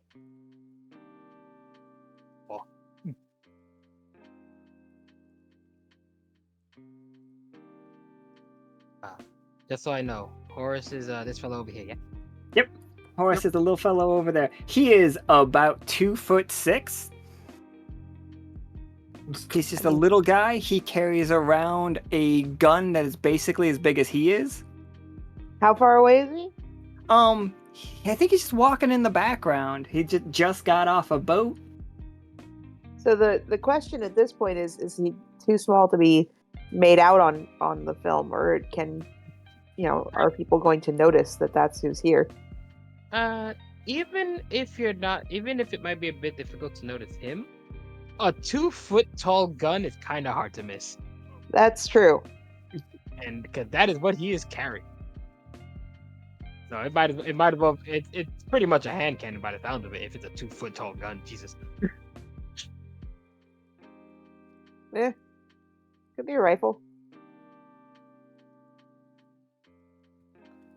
Horace is the character who gave Simmons, I think I just called it the Glock, but like it lets him rocket jump with a handgun.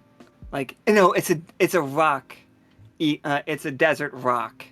Instead of Desert Eagle, it's Desert Rock, and shoots an absolutely giant bullet that will, like, when he pulls the trigger, it fires him into the air.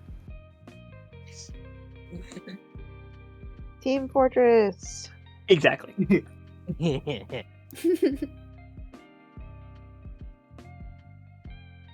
Anyway, I assume that as they're like doing the panoramic, once the panoramic ends on Pollux and Castor, that's when they'll start up. Here we are, coming to you live from the Thimble Pier. We are here today with Opalescent and Pearlescent. Ladies, I was hoping, would you mind answering a few quick questions? Oh, of course, I would love to. Yes, I've got plenty of time today.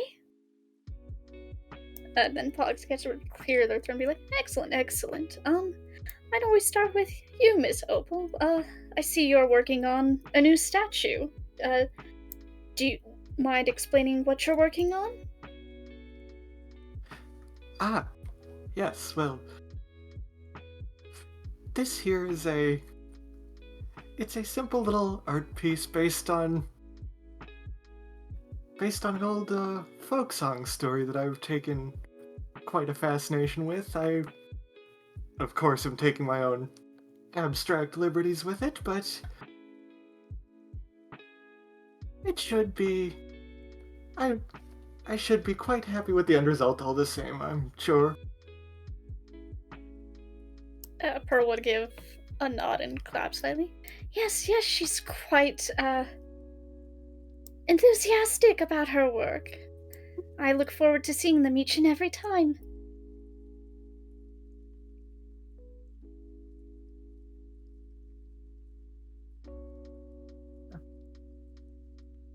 I do ever so appreciate your support every single time.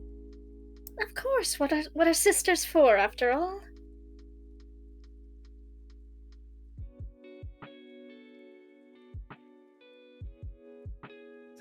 Ooh, they were sisters.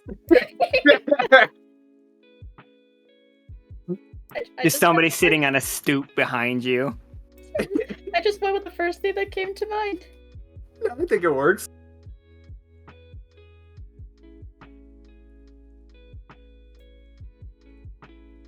I don't know the question. Now I've completely forgotten it.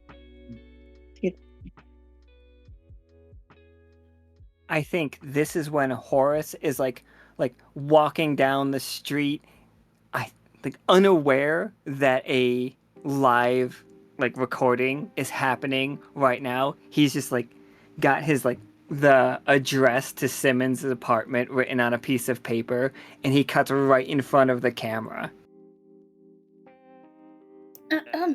Pardon us, sir. We are in the middle of an interview. Let's see.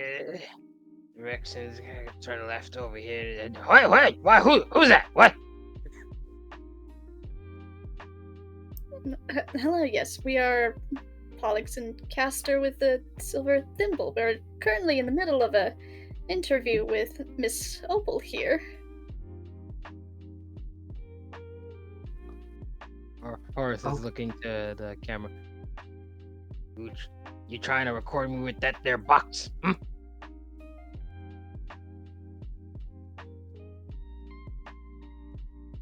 I'm sorry. I didn't mean to. What?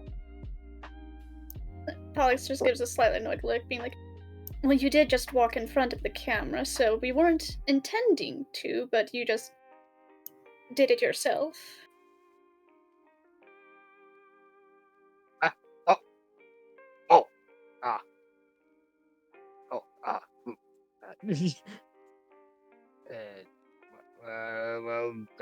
What you recording? Now he's curious.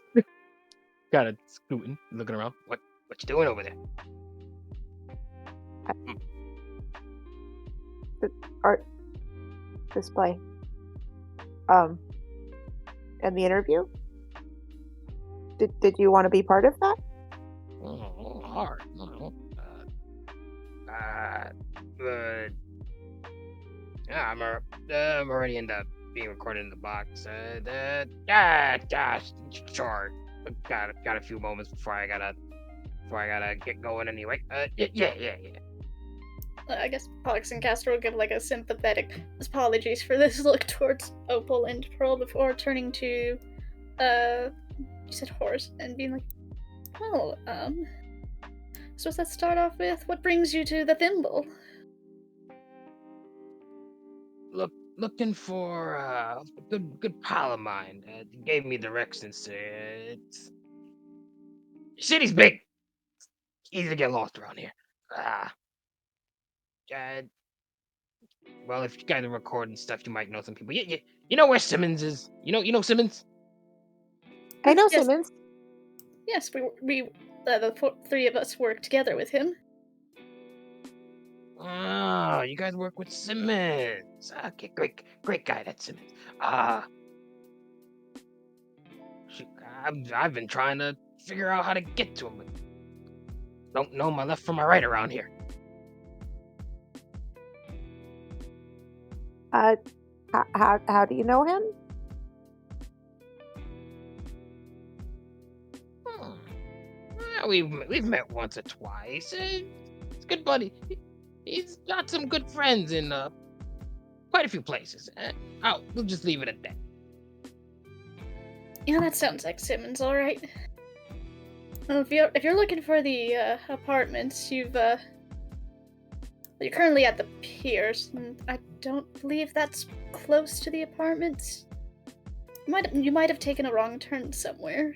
Either that, or if you just landed in here, then well, you just need to head further into the city.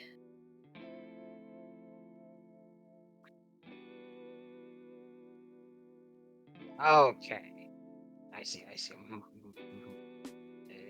Okay, so it's that way then. Just all right. Thank you for the directions. if anybody is curious, I'm going to switch to this map real quick.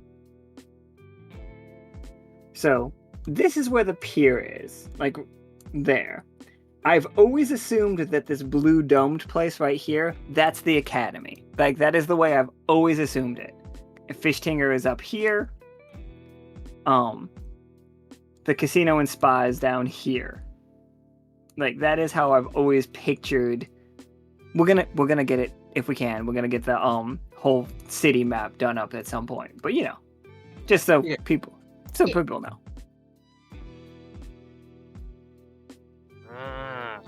Okay. Nice little statue you got going there. You did yourself? Yes, I've been working on it most of the day while I've been spending time with my sister here. Yes, I can certainly attest to that. She's been working very hard on this.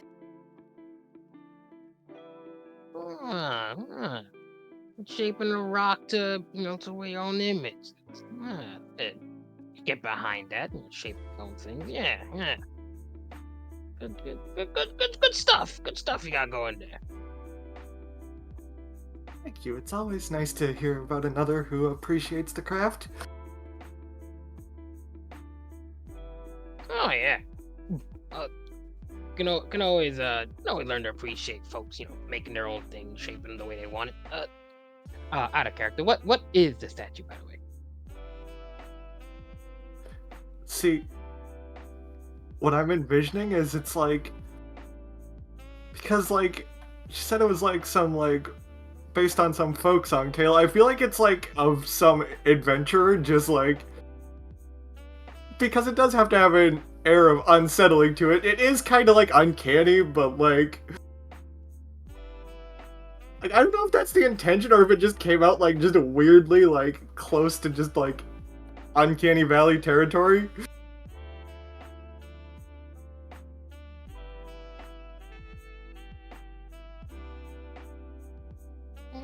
Wait, I think I might have seen this different. I think I might have seen this before. It's one of them heroes in the them fairy tales, right? Looking like yes, one. precisely. Oh, okay. Yeah, I think I could see it. Yeah. You keep on shaping. I'll get out your heads. Wait, you said it was this way, right? Yeah. Yes, that way. Okay. Simmons, why you gotta give me such weird directions? Imagine as they watch them leave, Pearl like gives a little clap and an excited hopping like, "Look, sister, you've got another fan!" Oh, I know, it's so exciting.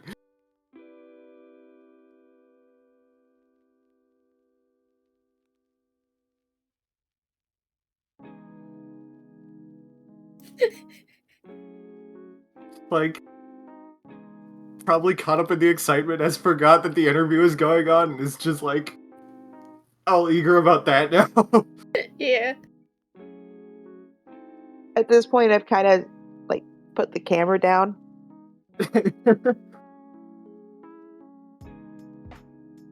Yeah, went from one interview to another interview.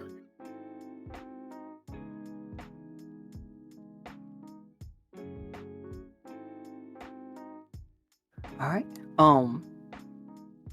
Is that gonna end the interview then, or we just and thank you to Opalescent? See, yeah. All right.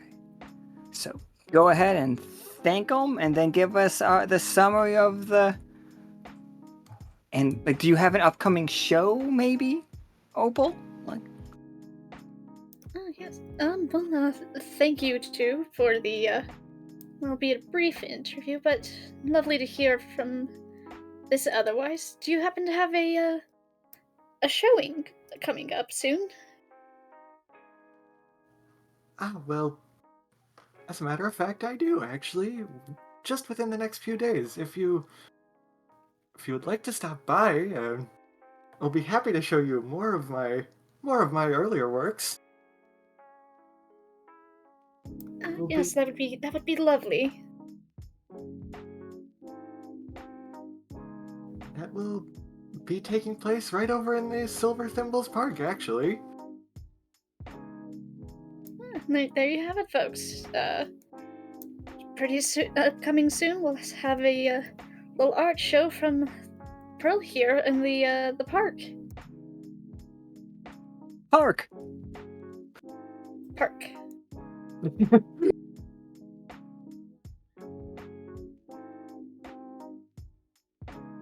All right, everybody. The screen changes to the council.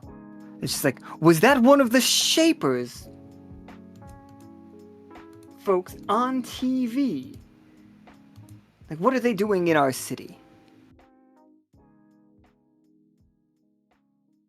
I don't know, but I don't know if I like the idea of them being here.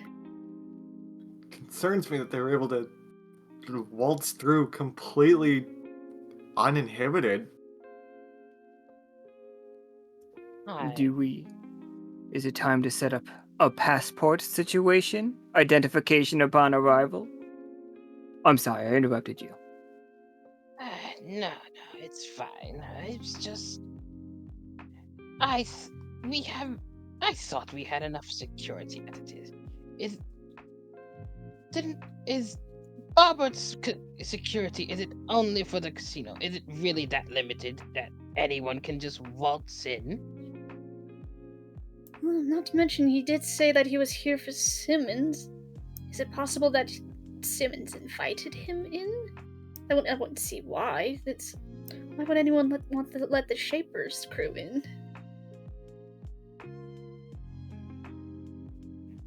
From what I hear, that Simmons fellow seems to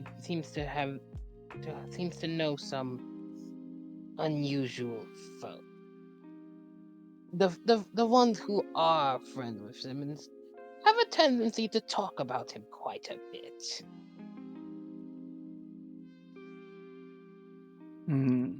I don't think it would be good for our relationship with Lockstitch if we banished Simmons' friends.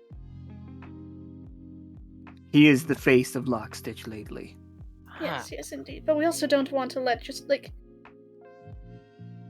anyone come in willy-nilly just because they're friends with Simmons, especially when we don't know what their motives are.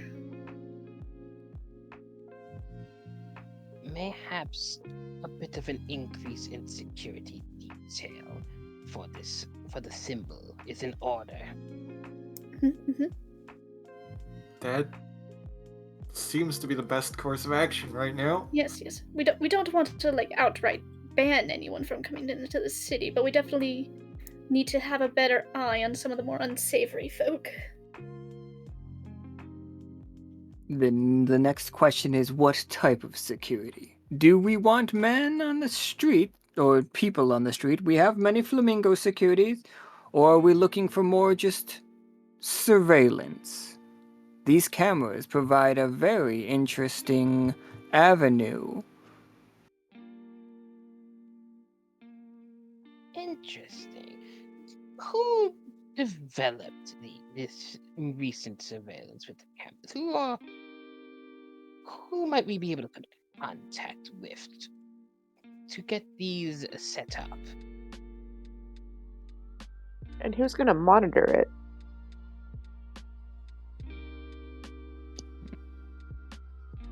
Well, obviously, folks from our own council, of course. I can't watch a camera. I can't watch a screen all day. I have a life. I've got pickleball in the morning. I never said it would be one of us. We can have hire others. someone for the job. Yes, we can hire security guards, and obviously they can't be there 24/7, so we'll just rotate them out every once in a while. That way there's always an eye somewhere. Out of character. Is this what we're gonna do? Is this the council's idea? We're gonna put cameras on places? And hire Doesn't have- 4 people? You hire 4 people. Yeah. Yeah. Right. have surveillance, but very minimal because they ain't wasting that much money on folks on all this, you know. Let others handle the work, and they can deal with it. It's All like- right. Go ahead. Just enough to say that they're like doing something, but not enough to actually like have too much of an impact. Yeah. Exactly. As the council, let's each say one place that we that is under surveillance. I personally think, obviously, the docks. We've got cameras at the docks. Yeah, that one's kind of like the given. Maybe one outside the academy. Okay, one outside of the academy. Just watching who's coming and going out of the academy. Yeah, Okay. only the entries. The last thing we need is for folks having unnecessary complaints. As for where else, you bring up the map again. Absolutely. And also remember that it's not on the map because we didn't know it existed until after the map was made. We have an undercity and therefore entrance to the undercity. An entrance, surveillance on the entrance to the undercity would be ideal, but it must be placed in a way that isn't noticeable. Last we need is for one of those more unsavory folk to decide to destroy city property. And, Market Square. Do we need surveillance over there? What I about think- near where Simon lives? It's That the would be apartment. the academy, I think. Oh, okay. Unless See, it's somewhere else. I don't know. Like, I know that everybody has a dorm room at the academy if you want it. But I also think a lot of you just live throughout the city, as we have apartments for people. There are also, like, if you guys think that your character would have a house, absolutely. We live in a fiction thing. If you want a house, you can have it. Houseboat. That's how you know it's fantasy. So, like, there are apartments That's as sad. well. I know. It's the saddest thing you could say. So if we wanted one at the residential district, I know Krieg who is on the council, would not appreciate cameras at Market Square. He would speak against that. Fair enough. Right. Last thing we need is to go up against anyone in the council, so let's not place it there. So we have the academy, we have the pier, we have the undercity. Where else? One more spot ought to do it. Maybe if there's a busy crossroad that gets a lot of foot traffic, somewhere to get just as much information as possible. Okay, like Well, go like ahead. near the word tree. Oh, Absolutely. Yeah, we could do it. Like, we could do it there. For sure. Like, which one? Are we talking the radio tower word tree or the one that actually looks like a tree? Because this is where the radio tower is, and that's where that's where Vatna's tree is.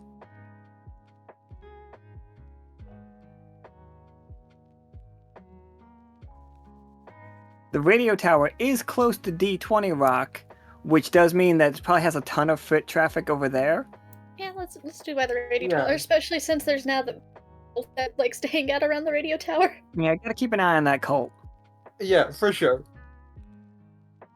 All right, so we have cameras set up at the Academy, the Pier, the Undercity, and the radio tower. All right. Back to the office, and Vidra, if you don't mind giving us 2d6. All right, 1 second.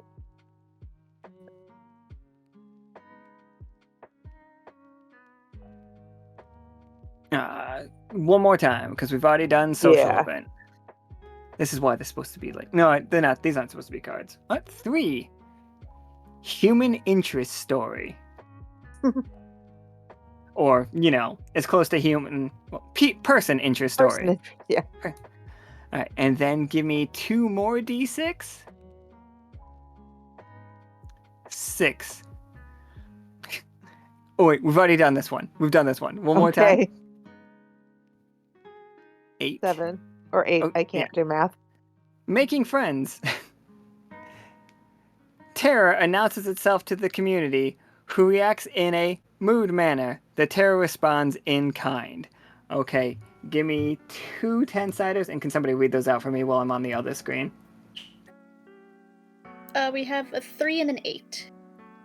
Alright, so the 3 is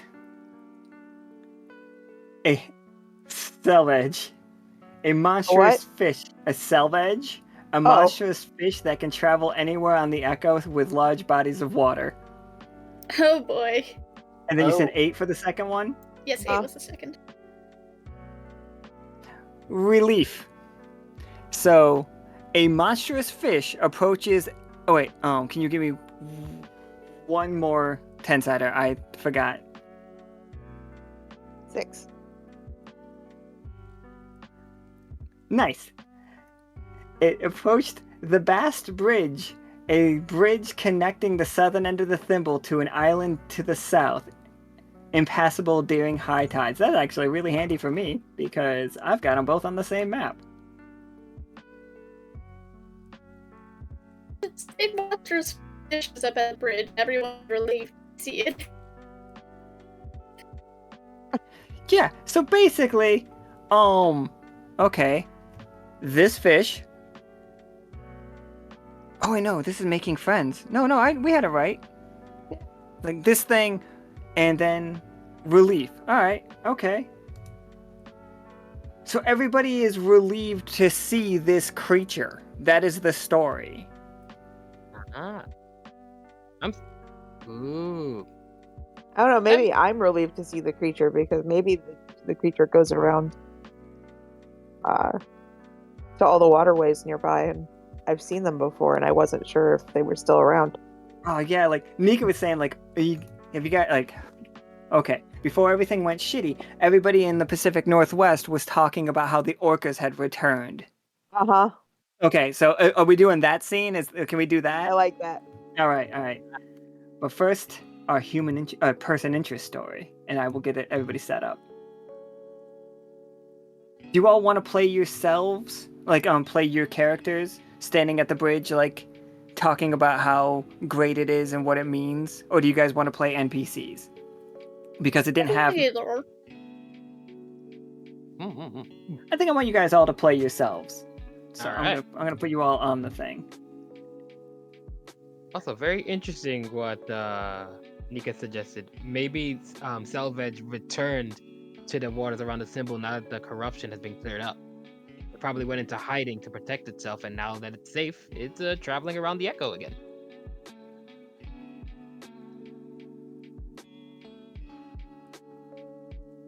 Yeah. It's kind of an interesting story, especially since I don't think Polaris or Sirius were aware of that fish in the first place. Is it sentient? Can it talk? We could try. Absolutely. Who wants to play the fish? Actually, sorry. Leo has to play the fish, because it was his suggestion. Yeah, it's my creature. And,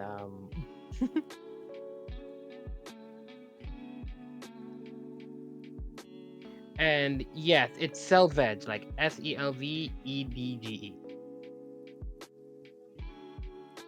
Has anybody else ever noticed that I never do the brackets right? The first bracket is always right, but the second one is always the wrong one. Don't worry, I do that sometimes too. I've done it every single time, I think. Yeah, like that. It's Selvage, like the like it's actually a sewing term. Gotta keep to the theme. And look at him. Oh, you guys can't see him, but in a minute you will. Alright, what's our person interest story, Vidra? That's actually really tough. I don't know. Any ideas from everybody else? You guys got anything that you think we could do we want to interview like a local shop owner or anything? Because that seems like a thing we could do. You know what? It could actually be is just to talk about how the fish has been gone. Like, Absolutely. Yeah, hit us Oh, with yeah, that. Lead us into the other story. That's great. Yeah. so, So- who wants to take the camera this time? Ooh. I vote the tallest one. Yes, that I can handle it. Then. Yes, of course. Everybody points at Sirius. And here I thought being the tall one would be an advantage. Unfortunate. But I can handle the camera, Vidra. Okay. All right. So I think we're probably. So where is this bridge in relation to like shops and things? So this bridge didn't exist until earlier today. So it is right here. It is right below. I think connecting on the road to the bridge is the Diving Bell, like our most famous bar. On the other side is a place called the Secret Recipe. Wait, it changed into the Secret Islands, I believe. There is a giant hotel that is ran by friend of the crew Squishy. Squishy used to be Krieg's familiar, or like his pet companion, but he combined with a sentient moth person when the worlds got slammed together, and now he is a mayor of a up and coming little town. He sounds like a perfect person to interview. Oh hell yeah, let's get Squishy on. 1 second. Oh snap, squishy. Okay, Syria or Pollux and Castor, who's playing Squishy?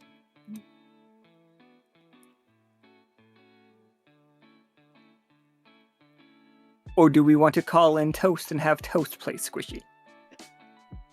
If Toast is around, it probably would work for them, since Toast. Squishy is theirs. I'd want to do that. Is Toast available to play squishy?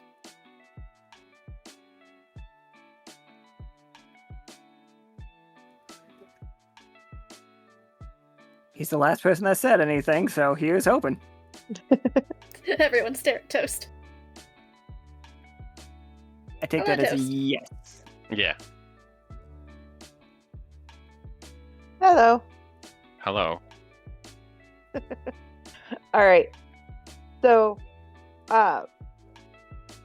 where does Squishy usually hang out? Like, where would we find him?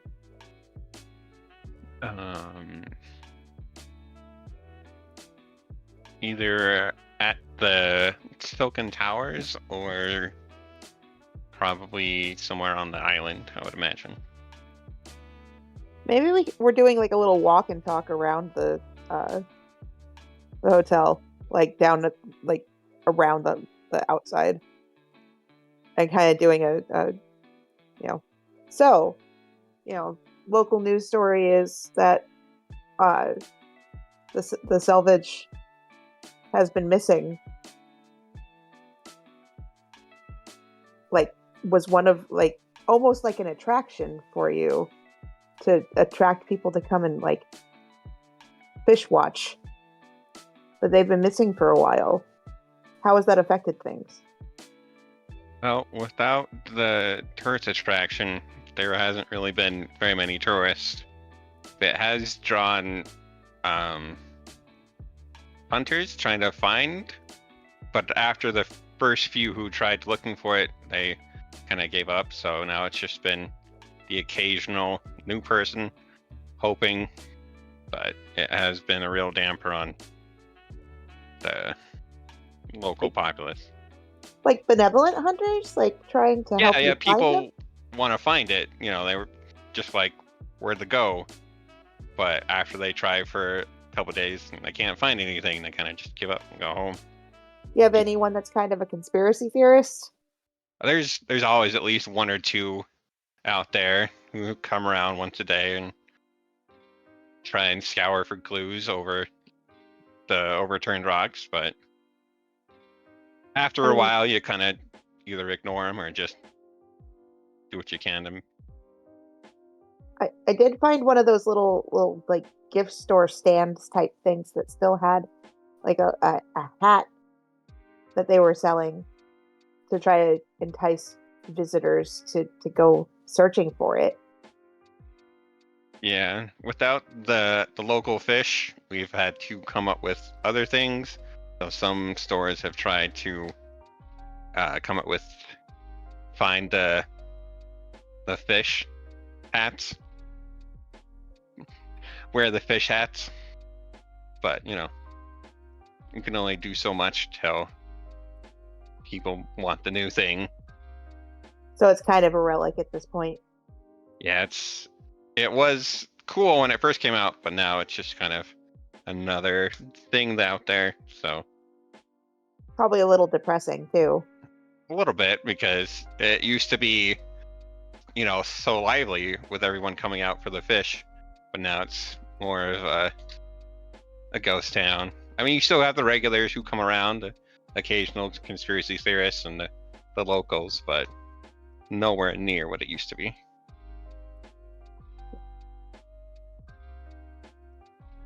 Thank you for your time. That's very helpful. Yeah, I was hoping anything. that we'd get a good shot of it. And, I did actually see the fish when I was living in Holt. They go everywhere around. I was just hoping that maybe they'd set up, a home over here. A little We sad do that they didn't. have posters of the fish still, and we still keep where it used to hang out. Kind of nice for it, but the best you can do is lay out snacks and hope it arrives and keeps its room nice. But other than that, not much else. You want a What was shot your- of the poster? I mean, sure. Is that your favorite piece of memorabilia? Well, we did find one of its scales once, so we kind of put that on display. People come look at that every so often, but you can only look at a fish scale every so often until it's just A fish scale. a fish scale. Yeah, it's over here next to the poster. It was very sweet of you to set up this little, I don't know if you call it a shrine or not, but hopefully he'll come back, or she. I'm not sure. Or they. Hopefully, we're always hopeful that it'll show up again and bring life to our lovely town. Well, hopefully you'll keep us in the loop if that happens. Yeah, if anything new pops up, I'm sure the conspiracy theorists will be the first to tell everybody, claiming they were right and what have you. As is the way of things. Indeed.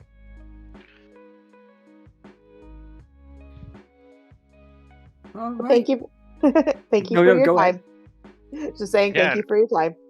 Thank you for coming around, and if you need anything, we're here. Gotcha. Little melancholy ending to everything. All right, and now we are live from the. Give me 1 second. What was this bridge called? The Bast Bridge. Is that right, Leo? The Bath The- Bridge. Live from the Bast Bridge as the I think fish- maybe we're going over it, like we're going back. And I'm Okay. just, taking video of everywhere. Kind of hoping that I'll just have a sighting.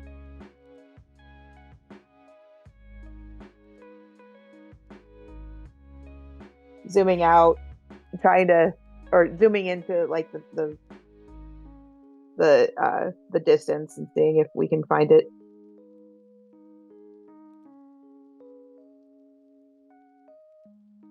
See if there's any sign. Yeah, Leo. Any signs? Well, they will see as they are like using, as they're like looking around with the with the cameras and all that. they'll notice something shining, like near closer towards the water. It'll be a very bright scale, but they haven't seen a scale for a long time, so this is a very recent scale, potentially. I feel like Pollux and Castor's eyes would light up, being like, "Ah, it looks like it has been here recently. Where are you seeing that?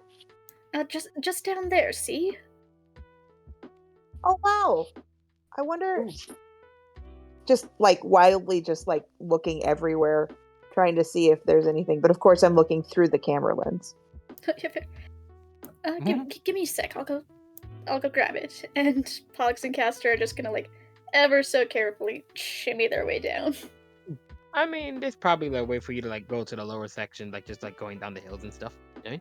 So you don't have to like Probably. slide down the pole and hope you Probably, don't but fall. sliding down the pole sounds funner. I mean, you Yeah, can. I feel like Who might have I stopped? feel like Sirius was trying to stop them, and they're just already halfway down. It's like Sirius is like, Yeah. there is literally a hill. Oh, never mind. Polaris cheering them on, like, "You got this." Polaris, don't encourage it.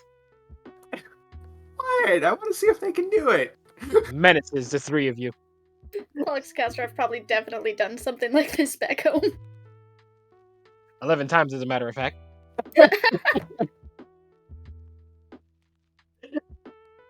Look, you live in a cave. There's bound to be spots where you have to like climb down. Seems safe enough.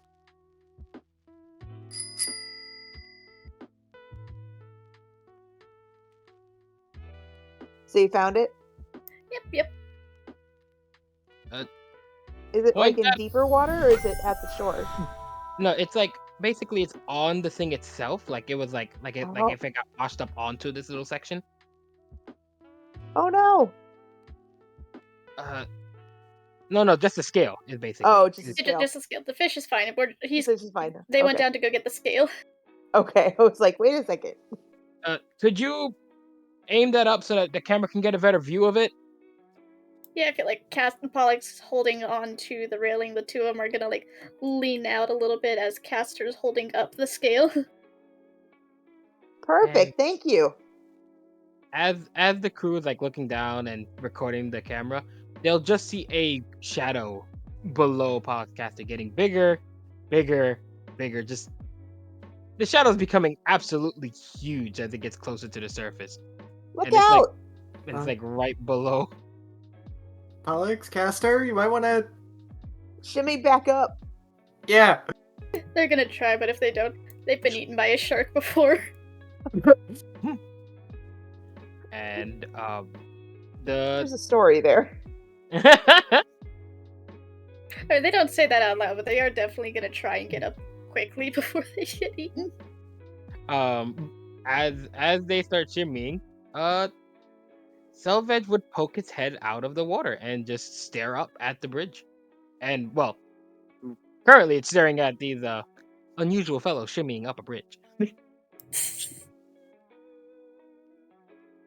Oh my goodness! Look! Don't fall down! We won't. I guess from their pole, Pollux and Castor are gonna look over to the fish and be like, hello there. Reach out and see if it'll let you pet it. I don't know It's if I want friendly. to let go of the piddle. The fins on top like shake a little, and there will be a frequency, a strange frequency that is like felt among the four as they're the closest ones to it, and they would hear new faces over Pollux, Castor, Polaris, Sirius. 'Cause I don't think Pollux and Castor have ever met Selvage yet.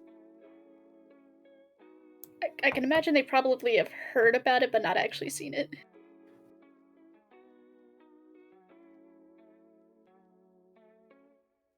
And upon seeing Vidra, who has seen Selvage before, it looks to Vidra with a sense of familiarity. Hi! We thought you were lost. Vidra.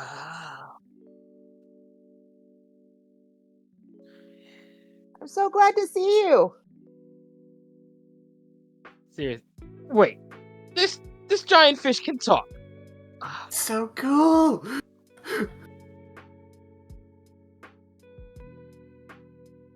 You would be surprised how many things you don't think can talk can talk. I mean, all of us?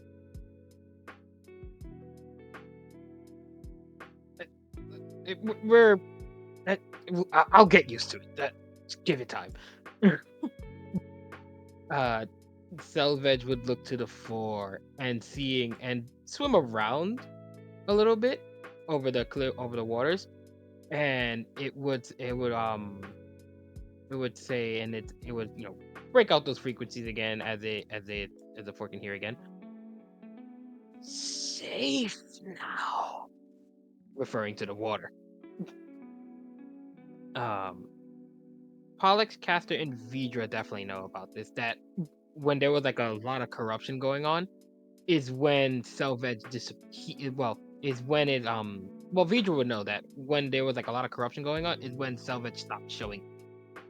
But now that this corruption is gone, it is moving around again, and as they have heard from Squishy, this area right here around the Secret Islands is one of its favorite spots.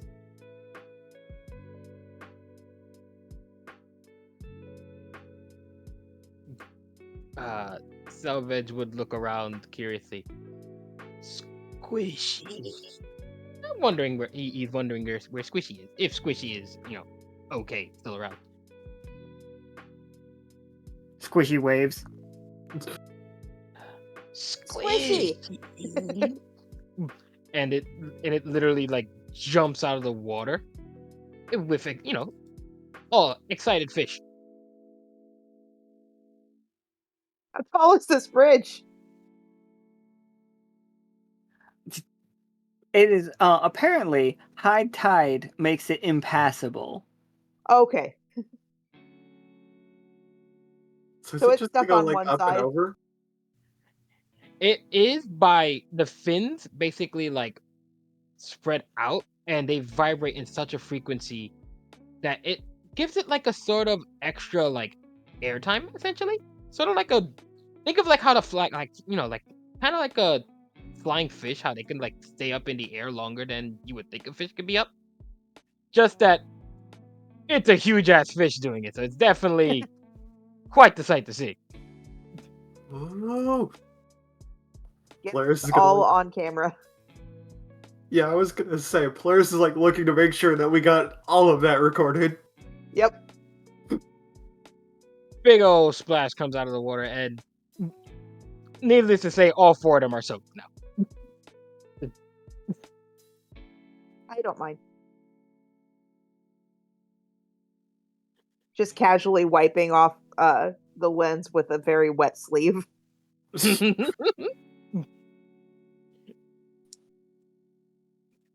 Sirius would try to shake off as much of the water as he can. God damn it. Shit.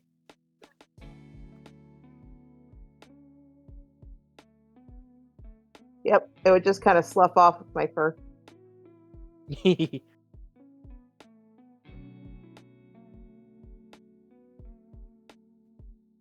Absolutely. Do we want, like, Vidra, do you want to just sum it up right here as that? Well, what started out as a where did our friend the Selvage go kind of story with Squishy has turned into they're back.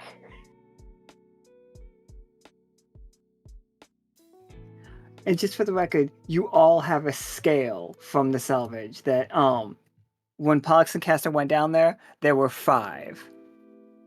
One for each of you, including Pollux and Castor each having their own. How big are they? Oh yeah, you tell us, Leo. The salvage scales can be of varying size. I want to say, for funsies, everyone roll a d4. Paul and Cassie, in your case, you roll twice. to see how big it is. That sounds fun. Let's go. Every like Sorry, I'm back. just welcome back. Pollux and Castor, roll 2d4.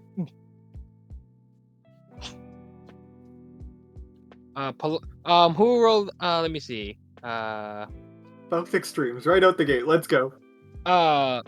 Polaris, your scale is is an entire foot long. Vidra, yours is a 4-foot scale. Huge scale. Taller than me.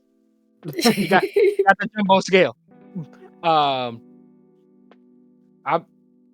guess I'm not sure how you wanna divvy them out, Pollux and Castor, but one of them got a 2-foot scale, one of them got a 4-foot scale. We're just gonna go in the order that it's there. Pollux has the 4-footer and Castor has the 2-footer. And Sirius also has a 1-foot scale.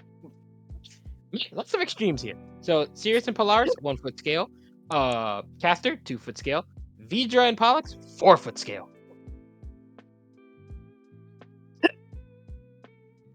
And Castor and Pollux are most definitely holding this over Sirius.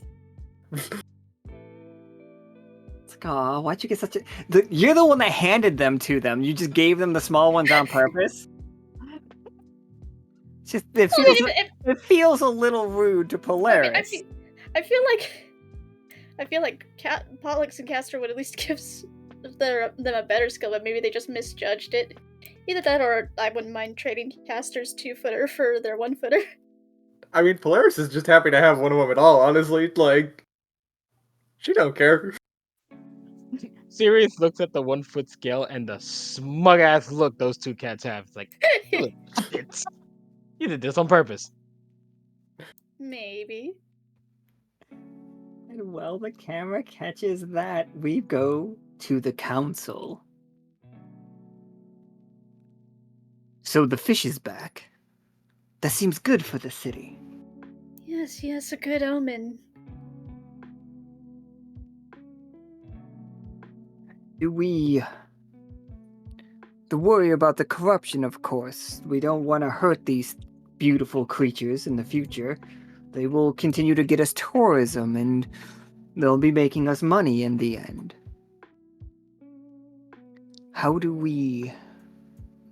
What decree should we set in place to protect them? Is it a no pollution decree? Is it a they are sacred creatures decree? How should we help? Or should we help at all? Are these creatures actually a threat? Sorry, go ahead. Definitely a ban on hunting for sport. A protection decree sounds like the safe way to go. Yes. And we would most likely need to find a way to just like how we saw those ones get scales, we need to find a way to differentiate scales that were found already loose and off the creature versus scales that were purposefully taken from the creature. Also, maybe a cut of any, like, merchandising. Yes. Alright. A cut of the merchandising that feeds back into keeping them safe or feeds into our own pockets. Why not both? Yes, Little why of not column both? A, little of column B. A tourism campaign does sound like, come to the Silver Thimble, see the wonders of the thimble. We have these ancient wonderful creatures returning. We have the BBBBQ. We have the Moonlit Theater. All of these things. This is wonderful. But back to the fish protection. You say no hunting for, like, limiting hunting for sport. Now, is this strictly for our friendly fish, or are we putting this out for everything? Do not hunt what is not for food? Don't hunt sentient creatures? That is a go for most things, but there are some mix-ups. How do we tell the difference? Like, once they're on the hook. Reportedly, this one can talk. Yes, but some with sentience are unable to talk. Or at the very least, talk in a way that we cannot understand. It would be unfair to those creatures if we were to do it by that book. You make a good point. Maybe just... As far as we know, this is the only fish of its kind, so what if we did the protection just to those that are limited in the amount that's left? Yes, we can start here and keep this in mind as something we might need to reevaluate in the future. Yes, edit as we go. It's like, I have a proposition. What if we ask local veterinarian Pearl to list out all of the endangered or at-risk creatures around the Echo that they are aware of? We form a form of fish and wildlife protection agency. I'm all on board for that. How would we fund it? Tourism. We get Tourism. everyone here. As many as we can. We take and it's like the shadowy figure looks over at the small gecko-shaped shadowy figure. It's like we take it out of what we were going to collect for ourselves. We fund this. Perhaps we ask for help from our friends over at the Lockstitch to help us if enforcement is needed.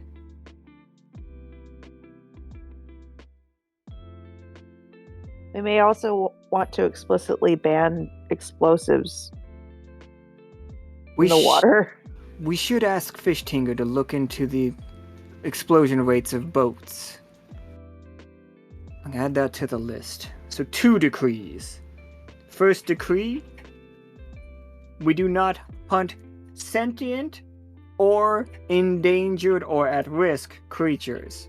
We'll get a list from Pearl. Looking at you, Vala. Oh boy. I mean, I'm gonna need a list of creatures. No. You're gonna have to make up a list of creatures. Oh no! Yeah, it sounds like you're coming up with these. Have fun.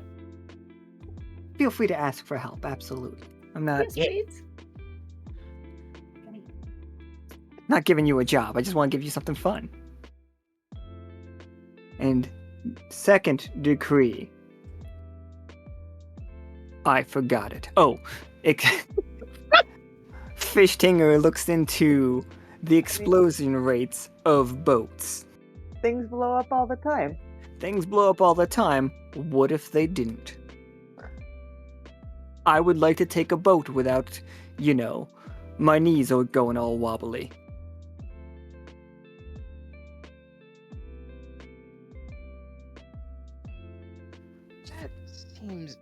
That seems fair enough. But so this Pearl will have to make this list. But as long as there is this list and set up, we'll need to keep this in mind that there are folks that may come from out of the symbol that may not be aware or even keen to these. Let's make sure those enforcers do their jobs properly. Well, I feel like this has been the most productive meeting we've had in a very long time.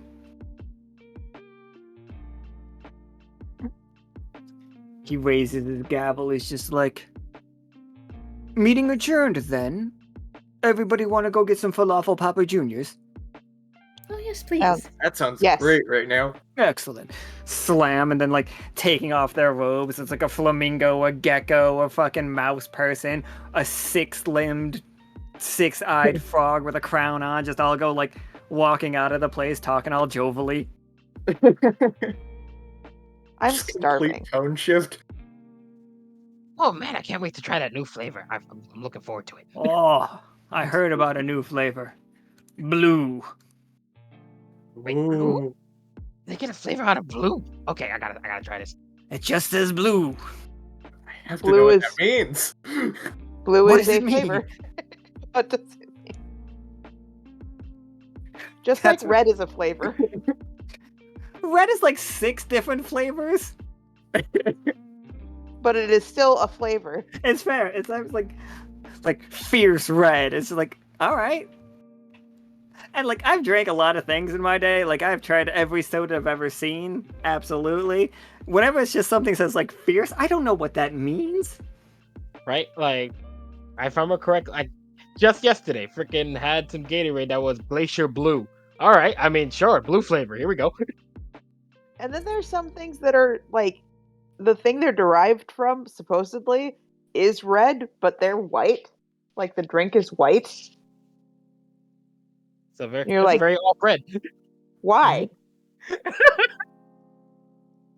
I'm Oh, sure right. that like, Isn't there like a cherry flavor that is like the drink is white even though it's Yes. cherry? Like, excuse me. It's a Gatorade. Bog's Red Cream Soda was my favorite soda of all time. And it doesn't Aw. exist anymore. Sad face. Now my favorite soda is vanilla Coke.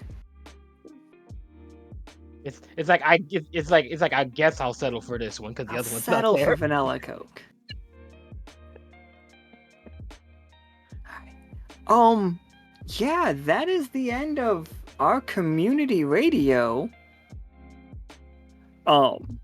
You all absolutely fucking killed it. Like, no, like nothing about it. You guys did amazing. Just top tier. It's so Abs- fun. This game was a lot of fun. Vala, if you did, yeah, like I see Vala in the Roll 20 chat. Like, what about the Bicorn Pegasus down at the bottom? If that is one of the creatures that people can't hunt, absolutely. If this is one of the creatures people can't hunt, absolutely. We got creatures all over all of the maps. Feel free to use those. Look at this guy up here. Who's this? We haven't seen him. Look at him now. I didn't even notice there was a thing up there. That looks like Look at a them friend. squiggly I horns. notice all of the things. But then again, like I spend 4 to 6 hours a day staring at these maps. So Am I gonna have to come up with the names for these creatures? Is that Selvage over there?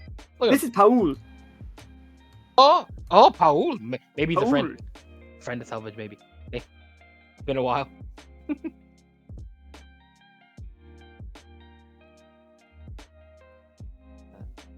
Right. Yeah.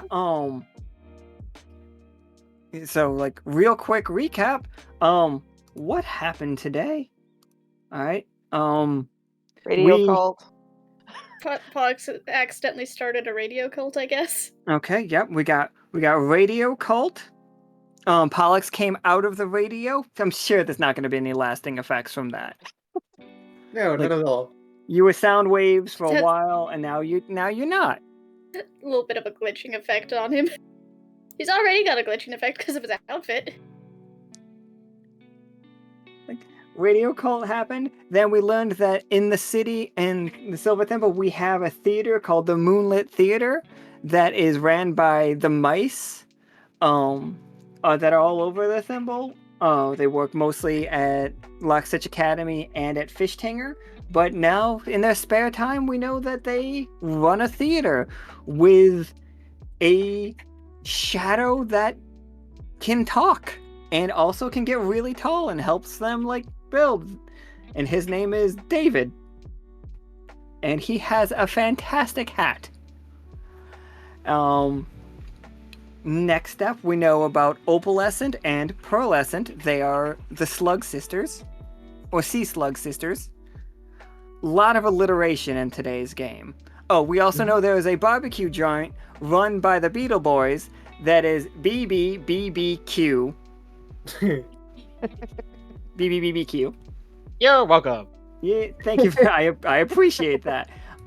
We know that wait, was it Horus? Yeah, Horus. Horace.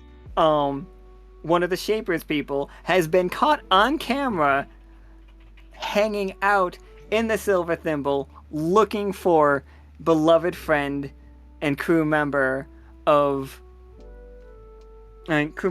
Simmons. Simmons makes all the best friends. And then I I cannot make myself say the name of that fish. What was that fish? Salvage. We know that we were doing an interview with Squishy about how the fact that the salvage isn't around is like lowering the fact and lowering tourism. But then, as luck would have it, as you were crossing the bridge, you all came across the salvage returning now that the corruption is gone. So in the process, we have set in multiple decrees. Do we remember what all the decrees are? First, I remember radios have to be sold with a warning on them. Mhm. That if you get sucked into them, that's your own fault. They had nothing to do with it. Yep. There was also the plays were gonna have the barbecue. Yep, the plays are gonna be like they're gonna help with taxes through the BBBBQ. All right, said it fast enough. I got them all. Got the right number of them. And the third one was a little bit of surveillance. We're gonna have some security cameras up. One at the pier or the docks, either one. One at the entrance to the Undercity. One at the crosswalk between D20 Rock and the radio tower. And then one of them at the entrance to Lockstitch, to the Lockstitch Academy. Not on Lockstitch property. We don't have any rights there, but we can watch anybody coming and going. And lastly, the last two actually, we have set up a fish and wildlife agency, as well as that is paid for by taxes and by tourism. So the better we make it, the better we make the city for people to come to visit, the more we can protect animals. And isn't that what we want to do? We're going to get a list of those animals that we need to protect from Pearl shortly. Not shortly. You don't have no rush. Don't rush it. I will try not to, and I will definitely take suggestions. Please message me suggestions. Absolutely. And by all means, look through all the maps we have and just pick out the animals that are on that and just name them. And then lastly, we had Don't blow shit up. Don't blow shit up. We're going to research why boats are exploding and how we can stop them from exploding in the future. Boats explode. We know that happens. It happens all the time. We probably should have looked into it years ago, but here we are. All right.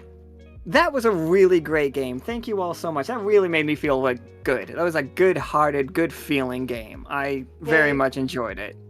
Yeah, no, that was just a very good vibes game. I liked it. Mm-hmm. Yeah. I needed that. I did too, right? It's like, all right. So thank you all so very much for coming and playing.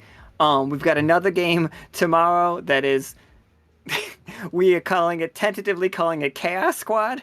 It is Gemini, Qui, Nameless, and fuck. Gemini, Qui, And Nameless. fuck. And fuck. Oh, and Malone. As Peanut AKA and fuck. and it is Peanut and Rupert making their way to Digburg, but they are stopping at multiple stops along the way, including Cullet and Fulgerlight, and then we're just seeing how everybody's doing. And I'm sure, based on who's part of that, it's just going to go swimmingly, everything's going to be great, nothing's going to break. Go ahead and play that bounty now. I'm sure it'll be fine. Mm-hmm. But then we take Tuesday off. But on Wednesday, if you can make it, no huge pressure. It's not about, you don't have to join as characters or anything. Just as community, we want to have a talk about everything upcoming and just everything. So if you can, please join that. We're just going to stream it. And yeah, I guess that's it. Goodbye forever, everybody. Say goodbye, please. Goodbye. Bye. Bye.